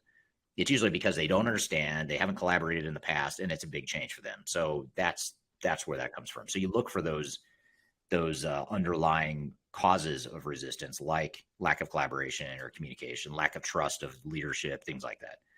Then there's also more individual or work group based threads. On one hand, you look for things that are universal across the culture, across the organization, but then you have to look at other things that are more specific to individual work groups or departments or locations within a business. So that's where you start to look for things like, one part of the business might have been an acquisition. It was a company that we acquired in a different part of the world. They have a different culture. They're a lot more nimble and flexible or entrepreneurial, whatever you want to call it. Whereas the parent company is more standard, more common way of doing things. And there could be potential cultural conflict there. So you have to anticipate that and say, well, those two things, if we haven't fully integrated those cultures yet, and now we're putting in a single technology to try and integrate the business, that's going to create tension. Not to say we should avoid it or just ignore it, but to say we need to work through that. That's going to be a big change management issue. So we really need to double down our efforts on the change management front. So you start to look for things that we know from experience cause resistance to change, rather than waiting to feel the resistance to change. Because by the time you feel the resistance to change, that's usually late in the project, and you're usually just about to go live, and you start to realize, wow, there's a lot of resistance here, and it's a lot more than I realized. Eric, is there any type of technology that you can help use to identify those areas of resistance, whether it's, looking at surveys from organizational readiness or even a user adoption platform? Is there anything that might help from a data perspective that's a bit easier to kind of mine in that? Yes, it's funny you should say that. You must be a marketing person. You're all about messaging and getting the right message in there. I'm just about, I can only imagine, as this $1 billion company, how in the world am I supposed to know what people are talking about at a water cooler? I really hope that I would have that pulse, but an organization that size that's been put together with merger and acquisitions that has so many different subcultures, I can only imagine the challenge of trying to get in front of something that you're not even really sure exists until it does, and then it's a really big and expensive problem at that point. Yeah, so some of the things that we would use, we use at Third Stage, we use an online organizational readiness assessment platform that measures, that gets inputs from throughout the organization, from employees throughout the organization, to measure different parts of culture, communication, leadership styles, just different parts of the organization. And we analyze that and benchmark that to other organizations to say, based on what we see in the quantitative results, these are the areas where we think there's going to be problems. And we also do a qualitative assessment too, which is usually more, I hate to say manual, but it is manual. It's through a series of focus groups and discussions with different parts of the organization to get qualitative data to augment the quantitative data we get from the online survey tool. So you combine those two things, and that gives you a basis for understanding where the resistance to change is going to be, and more importantly, what the change strategy and tactics are going to be most effective for that situation. You also mentioned user adoption. We use a user adoption tool to ensure that people have resources to help automate or to provide them digital support at the right times throughout a transformation, to ensure they understand new processes, how to use the new tools, they understand the roles and responsibilities, all that stuff. So there's user adoption tools as well that we use later in the project. Usually it comes after the organizational readiness assessments are done, at least the first round. So that kind of gives that heat map type of quantitative approach to where there are these pockets of potential resistance that really comes out of knowing your organization. I don't often get a huge lens into our great client work here because I'm so busy telling our audience how amazing we are and bringing the cutting edge of pig zombies to our podcast here. But recently, I am a part of one of these projects simply because we're bringing some thought leadership into it. And the organizational readiness assessment really showcased areas in which they need to address as an executive team from a data-driven approach. And I think a lot of times they were absolutely shocked that was the place that they as an organization really needed to address. So I think just hitting home that understanding where your organization is right now through these tools, and then also taking that approach in your strategy to address those right now, not think, this is just one department that feels this way, or this is just, a subset of stakeholders. Well, that subset of stakeholders can have a lot of power to completely derail the project, and we've seen it time and time again. So I think that's so important. Yeah, and I think one of the things we didn't talk about on there too was that we didn't go into detail, was that I think Nate mentioned that we started the change management work stream about 6 months into the project, and that left us a little over a year, or it leaves us a little over a year until the project is intended to be completed, or at least the major phase of it. But what I would say is that, in cases where you start it earlier than that, you start up front before you ever start the technical work stream, that's going to speed up the project, because it's the change management stuff that usually slows down a project. And when you push it off and don't start it till later, that just further delays what was already going to get delayed in the first place. So if you can get ahead of that and start the change management stuff early, you're actually going to accelerate the project, and the technical work stream then will sort of be in sync with the human work stream, which the human work stream always takes longer, just because we as humans change a lot slower and we're just a lot more difficult than the technology piece during a transformation. Absolutely. And the last thought I wanted to ask you about is it's a journey approach, right? How do you balance it's a journey with knowing that change fatigue is a real thing and can be, a potential disruptor or failure point in a digital transformation project too? How do you balance those two? Yeah. And so change fatigue, just to give a brief definition, change fatigue is when organization changes too much within too little time, and people are now tired and starting to resist change because they just can't handle any more change. They're still trying to figure out the changes and get used to the changes that have already been introduced, and now you're throwing new changes at them, and they just can't keep up. So that in its core essence is what change fatigue is. So the question then is, to your question, how do you balance that? You just have to, first of all, align it with your culture. I think a lot of times organizations are unrealistic about who they really are, and it goes back to Mitch's point about meeting where you are today. So you need to recognize that, if you're a risk adverse company, you've historically changed very slowly. Now all of a sudden you're going to change really quickly. That's a culture shock. So not to say you can't do it, but just be prepared that that's high risk. That means you've got to get real serious about change management and really make sure you focus on those things. So that's probably the best thing I can think of, is just align it with your culture and be realistic about what it is you're trying to accomplish in what amount of time. Absolutely. Well, great conversation, and great to see some faces that are typically very busy on the client side here at Third Stage. So thank you to Mitch and Cam and Nate for joining us. That was a great conversation, really insightful. Yeah, it was a great conversation. I appreciate having them on the show, and audience had great questions as always, so we really appreciate that. So we're gonna dive into more topics and more discussion. We're gonna move on to our third major segment here. After a quick break, we're gonna have Kristy Barber, who's a manager here at Third Stage Consulting. She's been on the show multiple times in the past. She's going to talk about the evolution of QuickBooks and the evolution from the desktop to the online version. So if you're a small or mid-sized organization that's using QuickBooks or thinking about QuickBooks or trying to move away from QuickBooks, this is a great conversation and an interview that you had in the past or recently in the past with Kristy Kyler. So we'll play that clip here in just a moment. But first, we're going to take a quick break. We'll be right back with more Transformation Ground Control.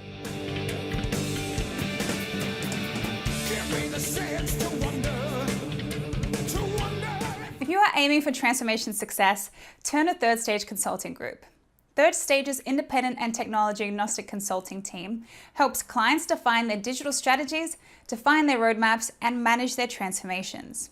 With offices in the US, Europe, and Australia, our team helps the world's most forward-thinking organizations through their transformation pitfalls and risks. If you are embarking on a digital transformation or business change initiative, contact Third Stage Consulting to see how we can help you reach the third stage of transformation success. Learn more about us and download independent reports, videos, and other best practices at thirdstage-consulting.com.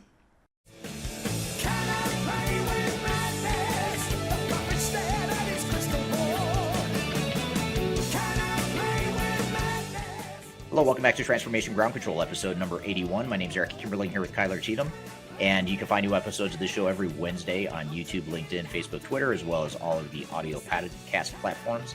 Be sure to subscribe to us, check us out, and leave us a review too if you don't mind. We take that feedback very seriously and use it to get ideas for future content, so we appreciate that in advance. I wanted to shift gears a bit and play you a clip from an interview, Kyler, that you had a chance to do with Kristy Barber on the Third Stage Consulting team.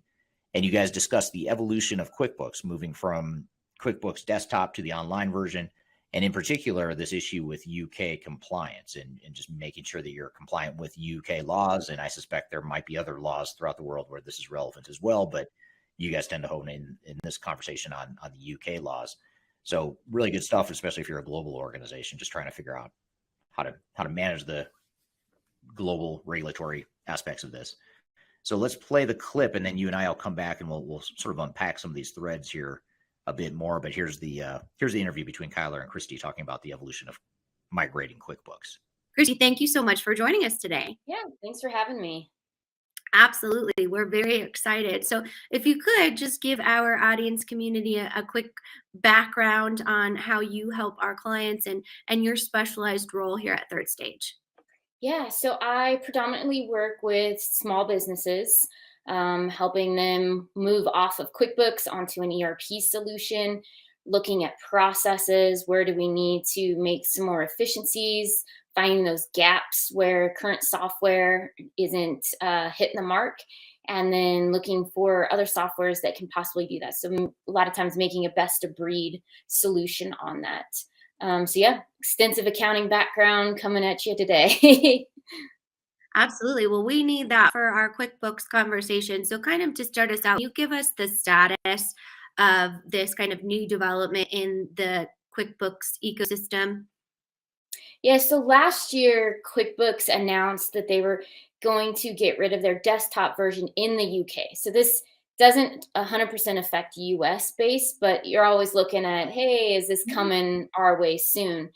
And so they decided that as of January 31st of 2023, desktop version of QuickBooks is gone in the UK, and you have to move to QuickBooks Online, or you would have to move to a different financial package whether that's an ERP or a different solution if you don't like the web version of QuickBooks. So what would be the difference between, like, what are some key functional differences between QuickBooks Desktop and QuickBooks on the web version? There's quite a few. QuickBooks Desktop, I think one thing that's nice about it, if you have poor internet, it doesn't require anything. Yeah. You can just hop on your computer and go, similar to like an on-prem type deal. Mhm. But the reporting is better. You can search within reports better. You can set them up the way that you want them. Whereas QuickBooks Online is more wants you to export it to Excel and then manipulate the data there. So like a good example is I can go into QuickBooks Desktop. I can look at my P&L and I can, drill down. Let's say I want to see all my repairs. I can sort that then by name of vendor. I can't do that in QuickBooks Online. I can only sort by date, memo, and amount. And so therefore you have to export it to Excel, kind of see what you're looking for, and then go back through into the web version and do that. So there's little things like that are, this isn't the best, but it's doable. QuickBooks Online also slower to use. There's a lot of hang time, and that is something that they are trying to make better. They put out an announcement, I think it was a month or two ago, about how they're trying to put some more R&D into making their solution quicker, like other softwares are. So what is the reason behind that migration? Because it sounds like there are kind of some pain points around the desktop versus the online version. So what is kind of the mentality behind discontinuing the desktop version? So their reasoning behind it, this is coming from QuickBooks, is that you are not staying compliant when you're buying desktop, because you can buy, like a good example, I have a client right now, they're on QuickBooks 2018. There's no need to update because they don't do bank feeds, they don't do payroll from it, they don't do payments. They're just keeping it as a bookkeeping system. So therefore they're not out of compliance. They're just, keeping it like a check register. Mm-hmm. For people that do get bank feeds and different feeds that would come into the QuickBooks, then that part is they can be loosely non-compliant, I guess. They would just be having to hand enter everything in instead of getting a feed. So I have another client, they are on QuickBooks 2019, and they're that way. They're like, well, feeds don't work anymore. Oh, well, we're just going to keep using this until we're at a good place where we can upgrade to a different software, because the newer version of QuickBooks Desktop in the States is a subscription model. So it's kind of a hybrid cloud desktop. So you're paying yearly for a desktop version because QuickBooks is trying to say, well, that way we can keep you compliant. So yeah. So it sounds like from not only the user side, because we know that the UK has a lot of strict compliance regulations. So that would make sense, I think, for that marketplace. But it sounds like they're also trying to move to a SaaS-based model that we know is kind of the evolution of the business model for software vendors or our core ERP vendors. Would you say that's correct? And I don't know if you remember, there's a software out there, Xero, and they came out trying to be QuickBooks competitor.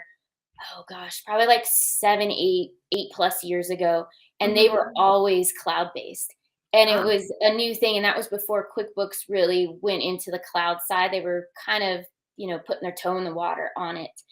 And I think people are starting to see, as we're moving to more SaaS-based, it's easier, because if you travel and you have a different laptop for travel versus what you have in your office, you could easily log in, get something done. Whereas you got to wait till you get back to the office if it's a desktop to be able to print a check or look something up. So there's a lot of pluses with online for that respect. Absolutely. As long as you have that connectivity, which a lot of times I think, and obviously you would know much better than me, but specifically in our global emerging markets, that small business connectivity can be a really big challenge. So what would you say to businesses that are considering a more basic financial system like QuickBooks that might be in a marketplace that doesn't have a ton of that infrastructure in place?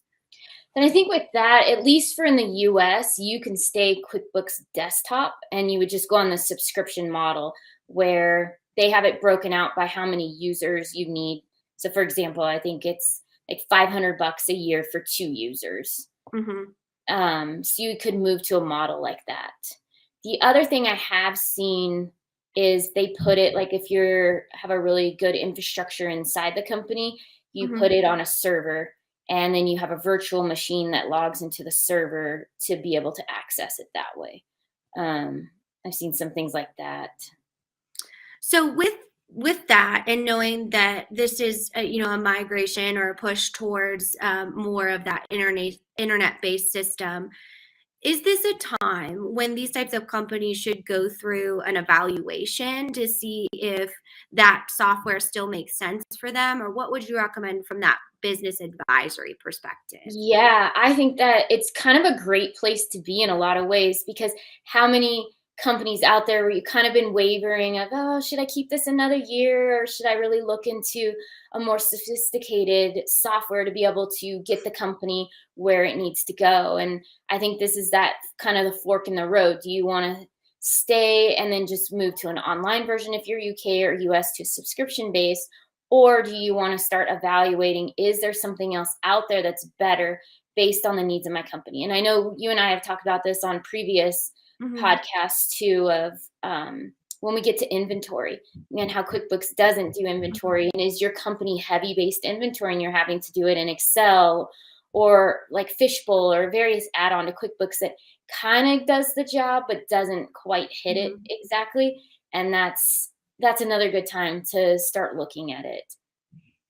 And we talked kind of about inventory, so I want to expand on that just a little bit. What are some other sort of key components that might showcase that a business is ready to kind of graduate from the QuickBooks overall system?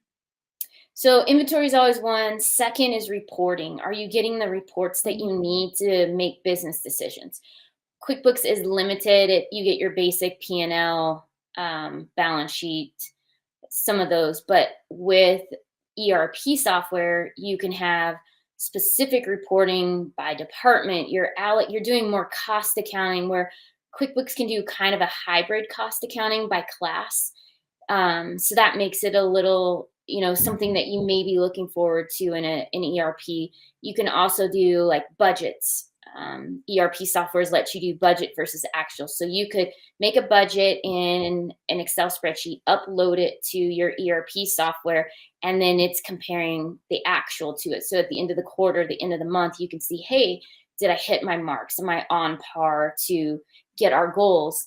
Those are, like, I always think, the two really big ones. And is the accounting software that you have today meeting your needs? For example, if QuickBooks doesn't have the roles, sometimes the roles and responsibilities that you want to hold back and view only here or edit only here for certain people, and you can get that with an ERP.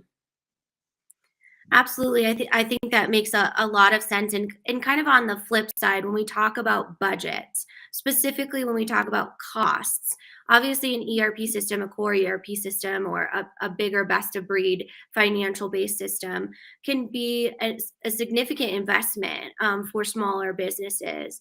Can you talk a little bit about just the overall balance of understanding that QuickBooks still is a very sophisticated system and might be the choice for the client, but also understanding that they could go into a greater functionality with a core ERP for a greater cost? So how do you kind of weigh the balances of the pros and cons of that switch? A lot of it comes down to cost. How much money do you have that you could allocate to a new software? Does it make sense now to do that? Does it make sense to kind of look at it, get an idea of what something would cost, and then save towards it? And I know we've talked about that too, of different ways that you can purchase software, whether it's you're getting a loan from the bank or, various ways that way that you can move towards it. There's also software out there. So a good example is NetSuite. NetSuite has I call it the beginner package of an ERP.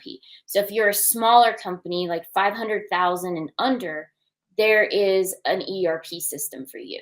So it's kind of just moving slowly into that. It's more the finance package of it, but it could be a way that it's a easy spend.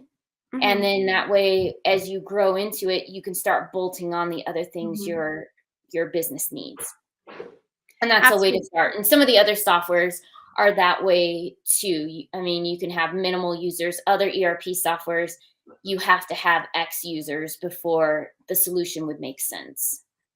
Yeah, definitely. And I think it's always a challenge for our small to even medium-sized business community to have kind of that cash capital on hand to be able to purchase some of these bigger systems. So I'm curious to hear, as we talk about QuickBooks moving to a SaaS model, we see a lot of other cloud-based systems, coming out to really migrate onto that latest and greatest SaaS system. Is SaaS cheaper for these types of businesses in the fact that they can kind of spread the wealth, if you will? It is more of a subscription as opposed to a bulk licensing fee right up front. What are your thoughts on that? So QuickBooks is different in that way. So compared to an ERP. So ERP, you could have a subscription model you pay every quarter. You can also do an on-prem and you pay X dollars up front, and then you have your license subscriptions maintenance subscriptions that you would pay. QuickBooks has always been, hey, I could buy QuickBooks 2000 and it's still going to work today because nothing's really changed about it. I can still write checks, make deposits, and look at reports. There is some added functionality that, that's come over the years, but it made it a lot easier for small businesses to afford an accounting software and even then the entry point isn't that expensive. You could buy, one for $250, $300 on the Pro and Plus side. And then when you move enterprise, then it's more money, but still looking at that. And then you say, hey, now you got to move to an online version of QuickBooks, which is, I think they run like $50 a month. And you think about that over the years, how many updates are really coming that this is how I always think, the accountant in me that gets cheap sometimes. How many updates can I see that justify me paying for this $50 a month subscription model versus the desktop that I had that it gives me some updates, mostly for security purposes, but that's it. And it does everything I need it to do. And I think that's where a lot of small businesses get to that model is, why do I want to spend money on something when this meets my needs today? And QuickBooks is eventually going to force people to make a decision. And if you can get ahead of that decision today and start preparing internally down to like a change management part of, can we accept the change that we're going to have to move to a SaaS model eventually? And what does that look like for our organization?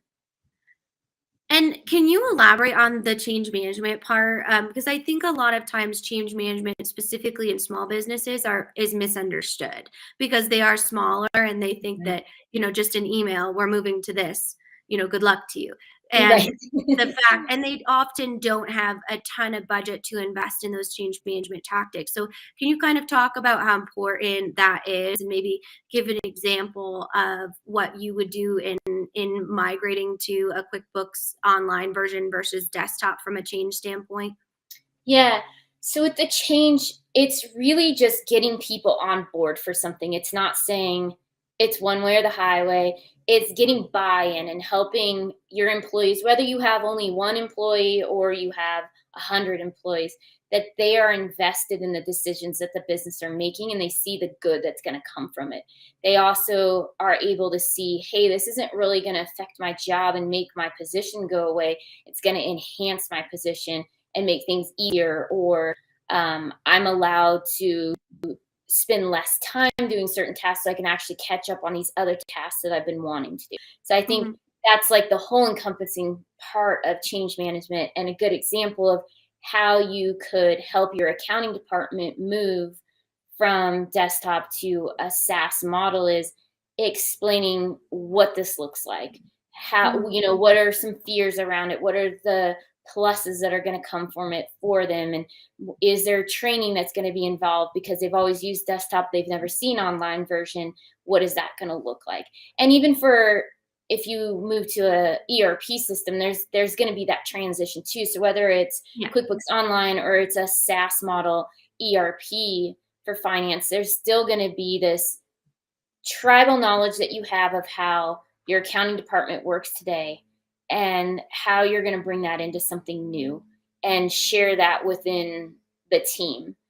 I think about that a lot, of just most accounting departments, they run the same because it's you have AR, you have AP, but then you have unique things about what your company does. Do you do consolidations? Do you do rebates? Do you have, different things like that start making it unique and complex in some ways? And I think helping people understand what that looks like and to get buy-in. And good example is a client I worked with a few years ago. They were moving to a new POS system, and they were going that route first before they were getting, any other financial software. And there wasn't any buy-in, and everybody thought this new POS system was going to get rid of the cashiers. And it's like, no, we need you. This is why we need you.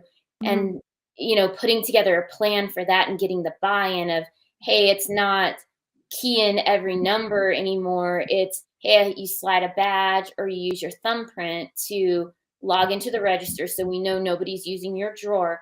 And then here's how the touch screen works. Or you can also hand key. And for some of the older people that had been there a long time, they're like, you're gonna take my job away. And it's like, no, like, let me show you how you're gonna really like this. And training them to get invested in it just as much as the company was. And I think that was the downside of this smaller business, was they make decisions at the executive level and they don't really communicate that to anybody else. Well, this is what we're doing and that's it. You better get on board.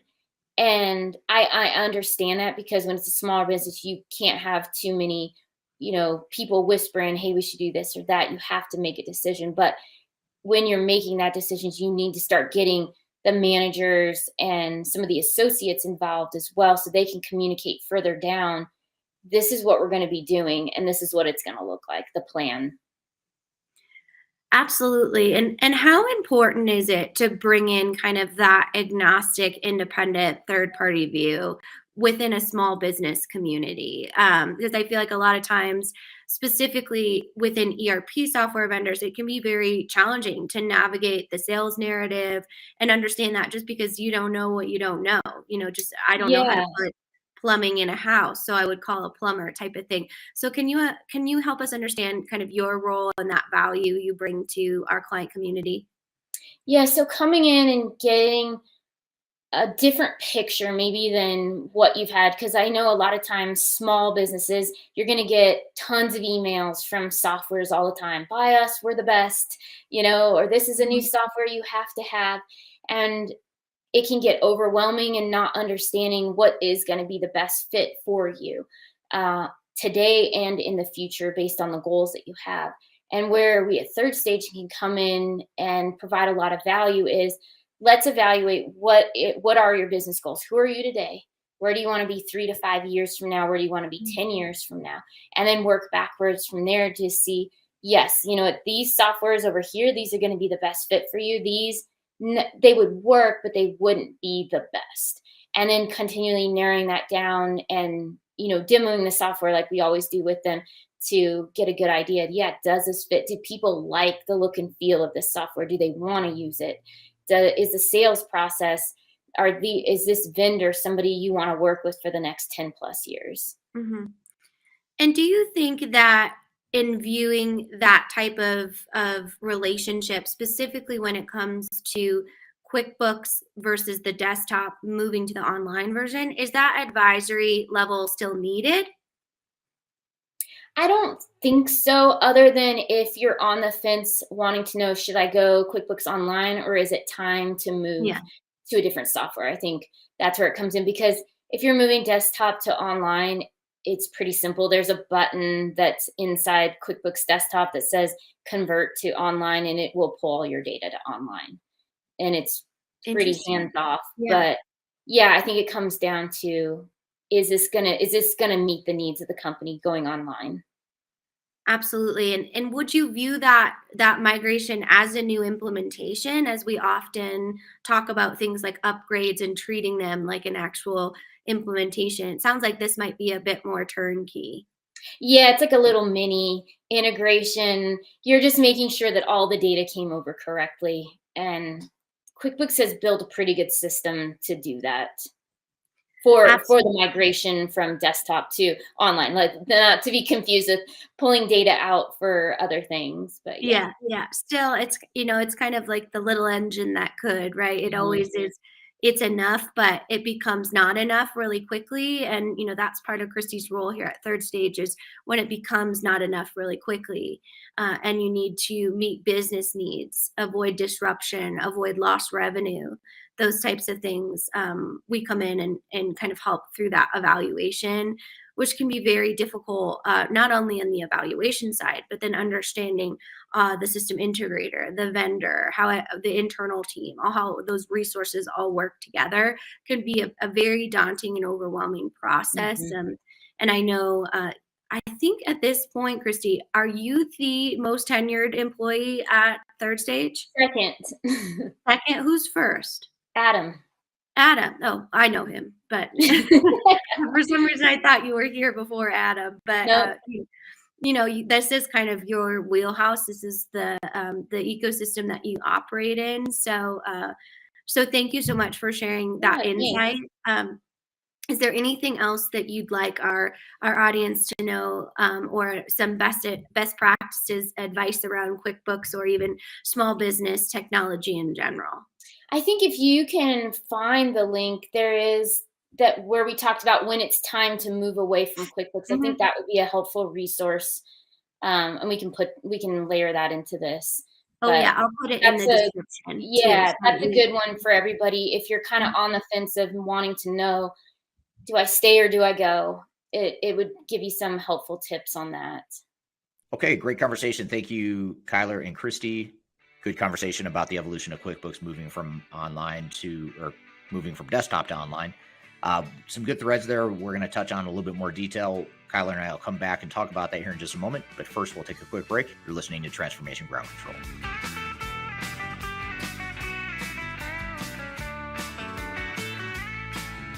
If you are involved in any sort of digital transformation or business change initiative, you will want to download the 2021 Digital Transformation Report.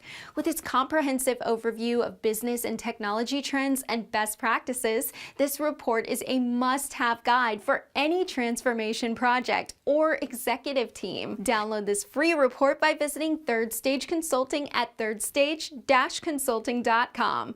You can also visit our website to learn more about us, or download independent reports, videos, and other best practices. Again, visit thirdstage-consulting.com today to learn how to take your transformation to the third stage of success.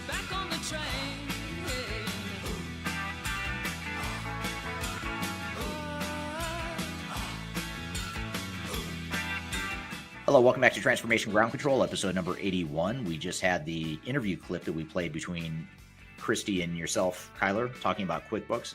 Tell us, what some of your takeaways or thoughts after hearing that interview again.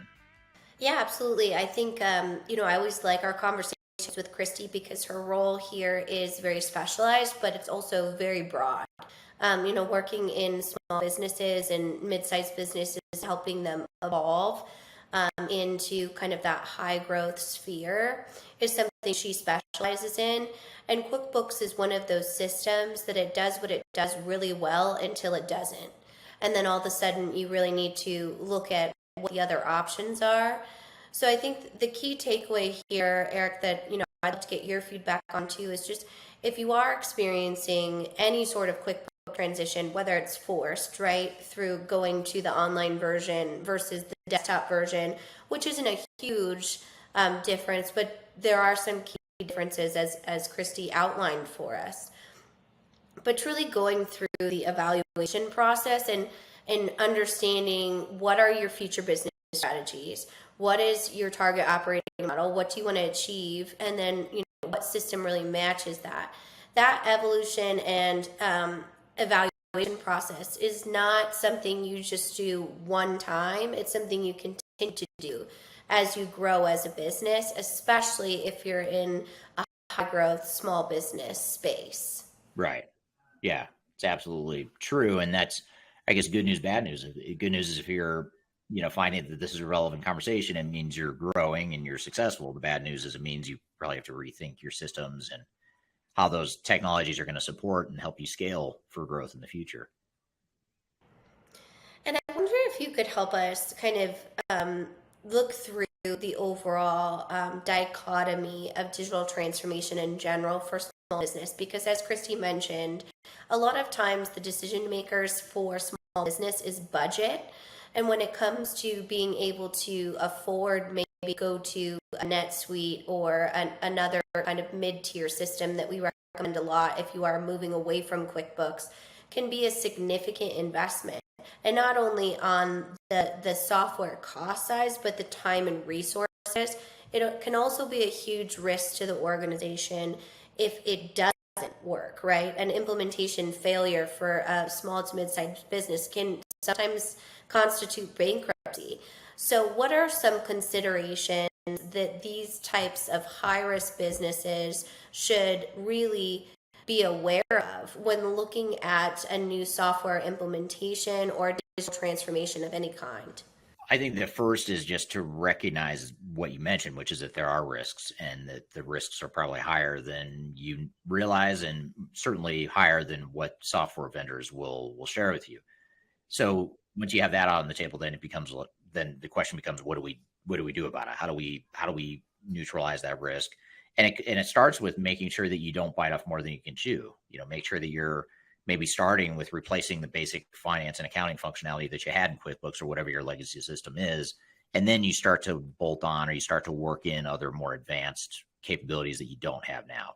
Too often organizations just try to bite it all off all at one time. They try a big bang approach and it fails, or they just never get to the point of any sort of go live because they can't absorb that change in that small amount of time. So just have a realistic plan. That's the other part of it, and be strategic and deliberate about technology. There's a lot of shelfware that gets sold out there, and what shelfware is you buy a bunch of software that you never use because it's either not adding value or it's not worth the cost and the resistance to change and all the heartache that goes along with implementing it.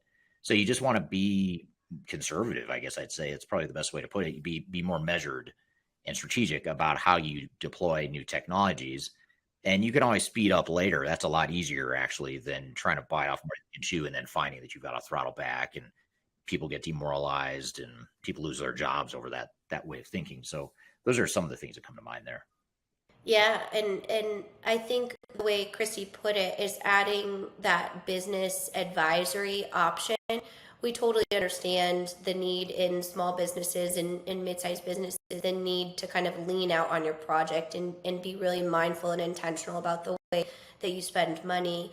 But as we were kind of chatting about, one of the main tiers of business that we see come back to us after the selection process is that smaller to mid-sized business, because it can be very difficult to navigate a system integrator that may not speak your language. You don't have a lot of times a full-fledged, really big IT team.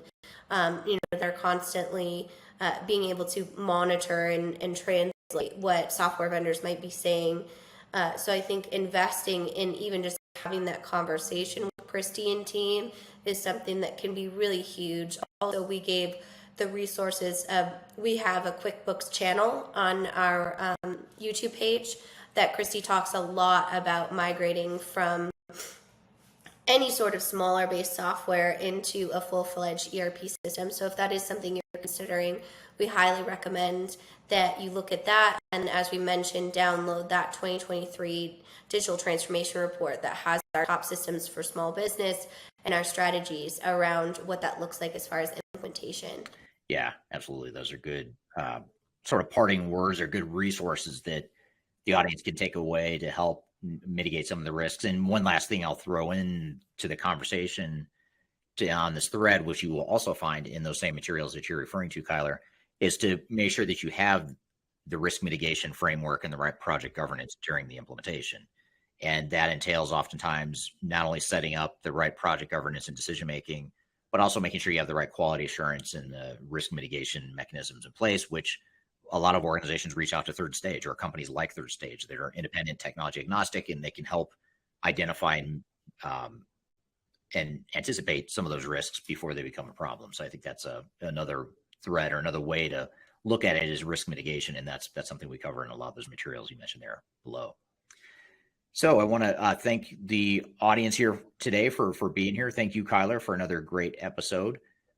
You can find new episodes of this show every Wednesday on LinkedIn, YouTube, Facebook, Twitter, as well as all of the audio podcast platforms. We appreciate your time here today. Hope you found this content helpful, and we look forward to seeing you next week on Transformation Ground Control.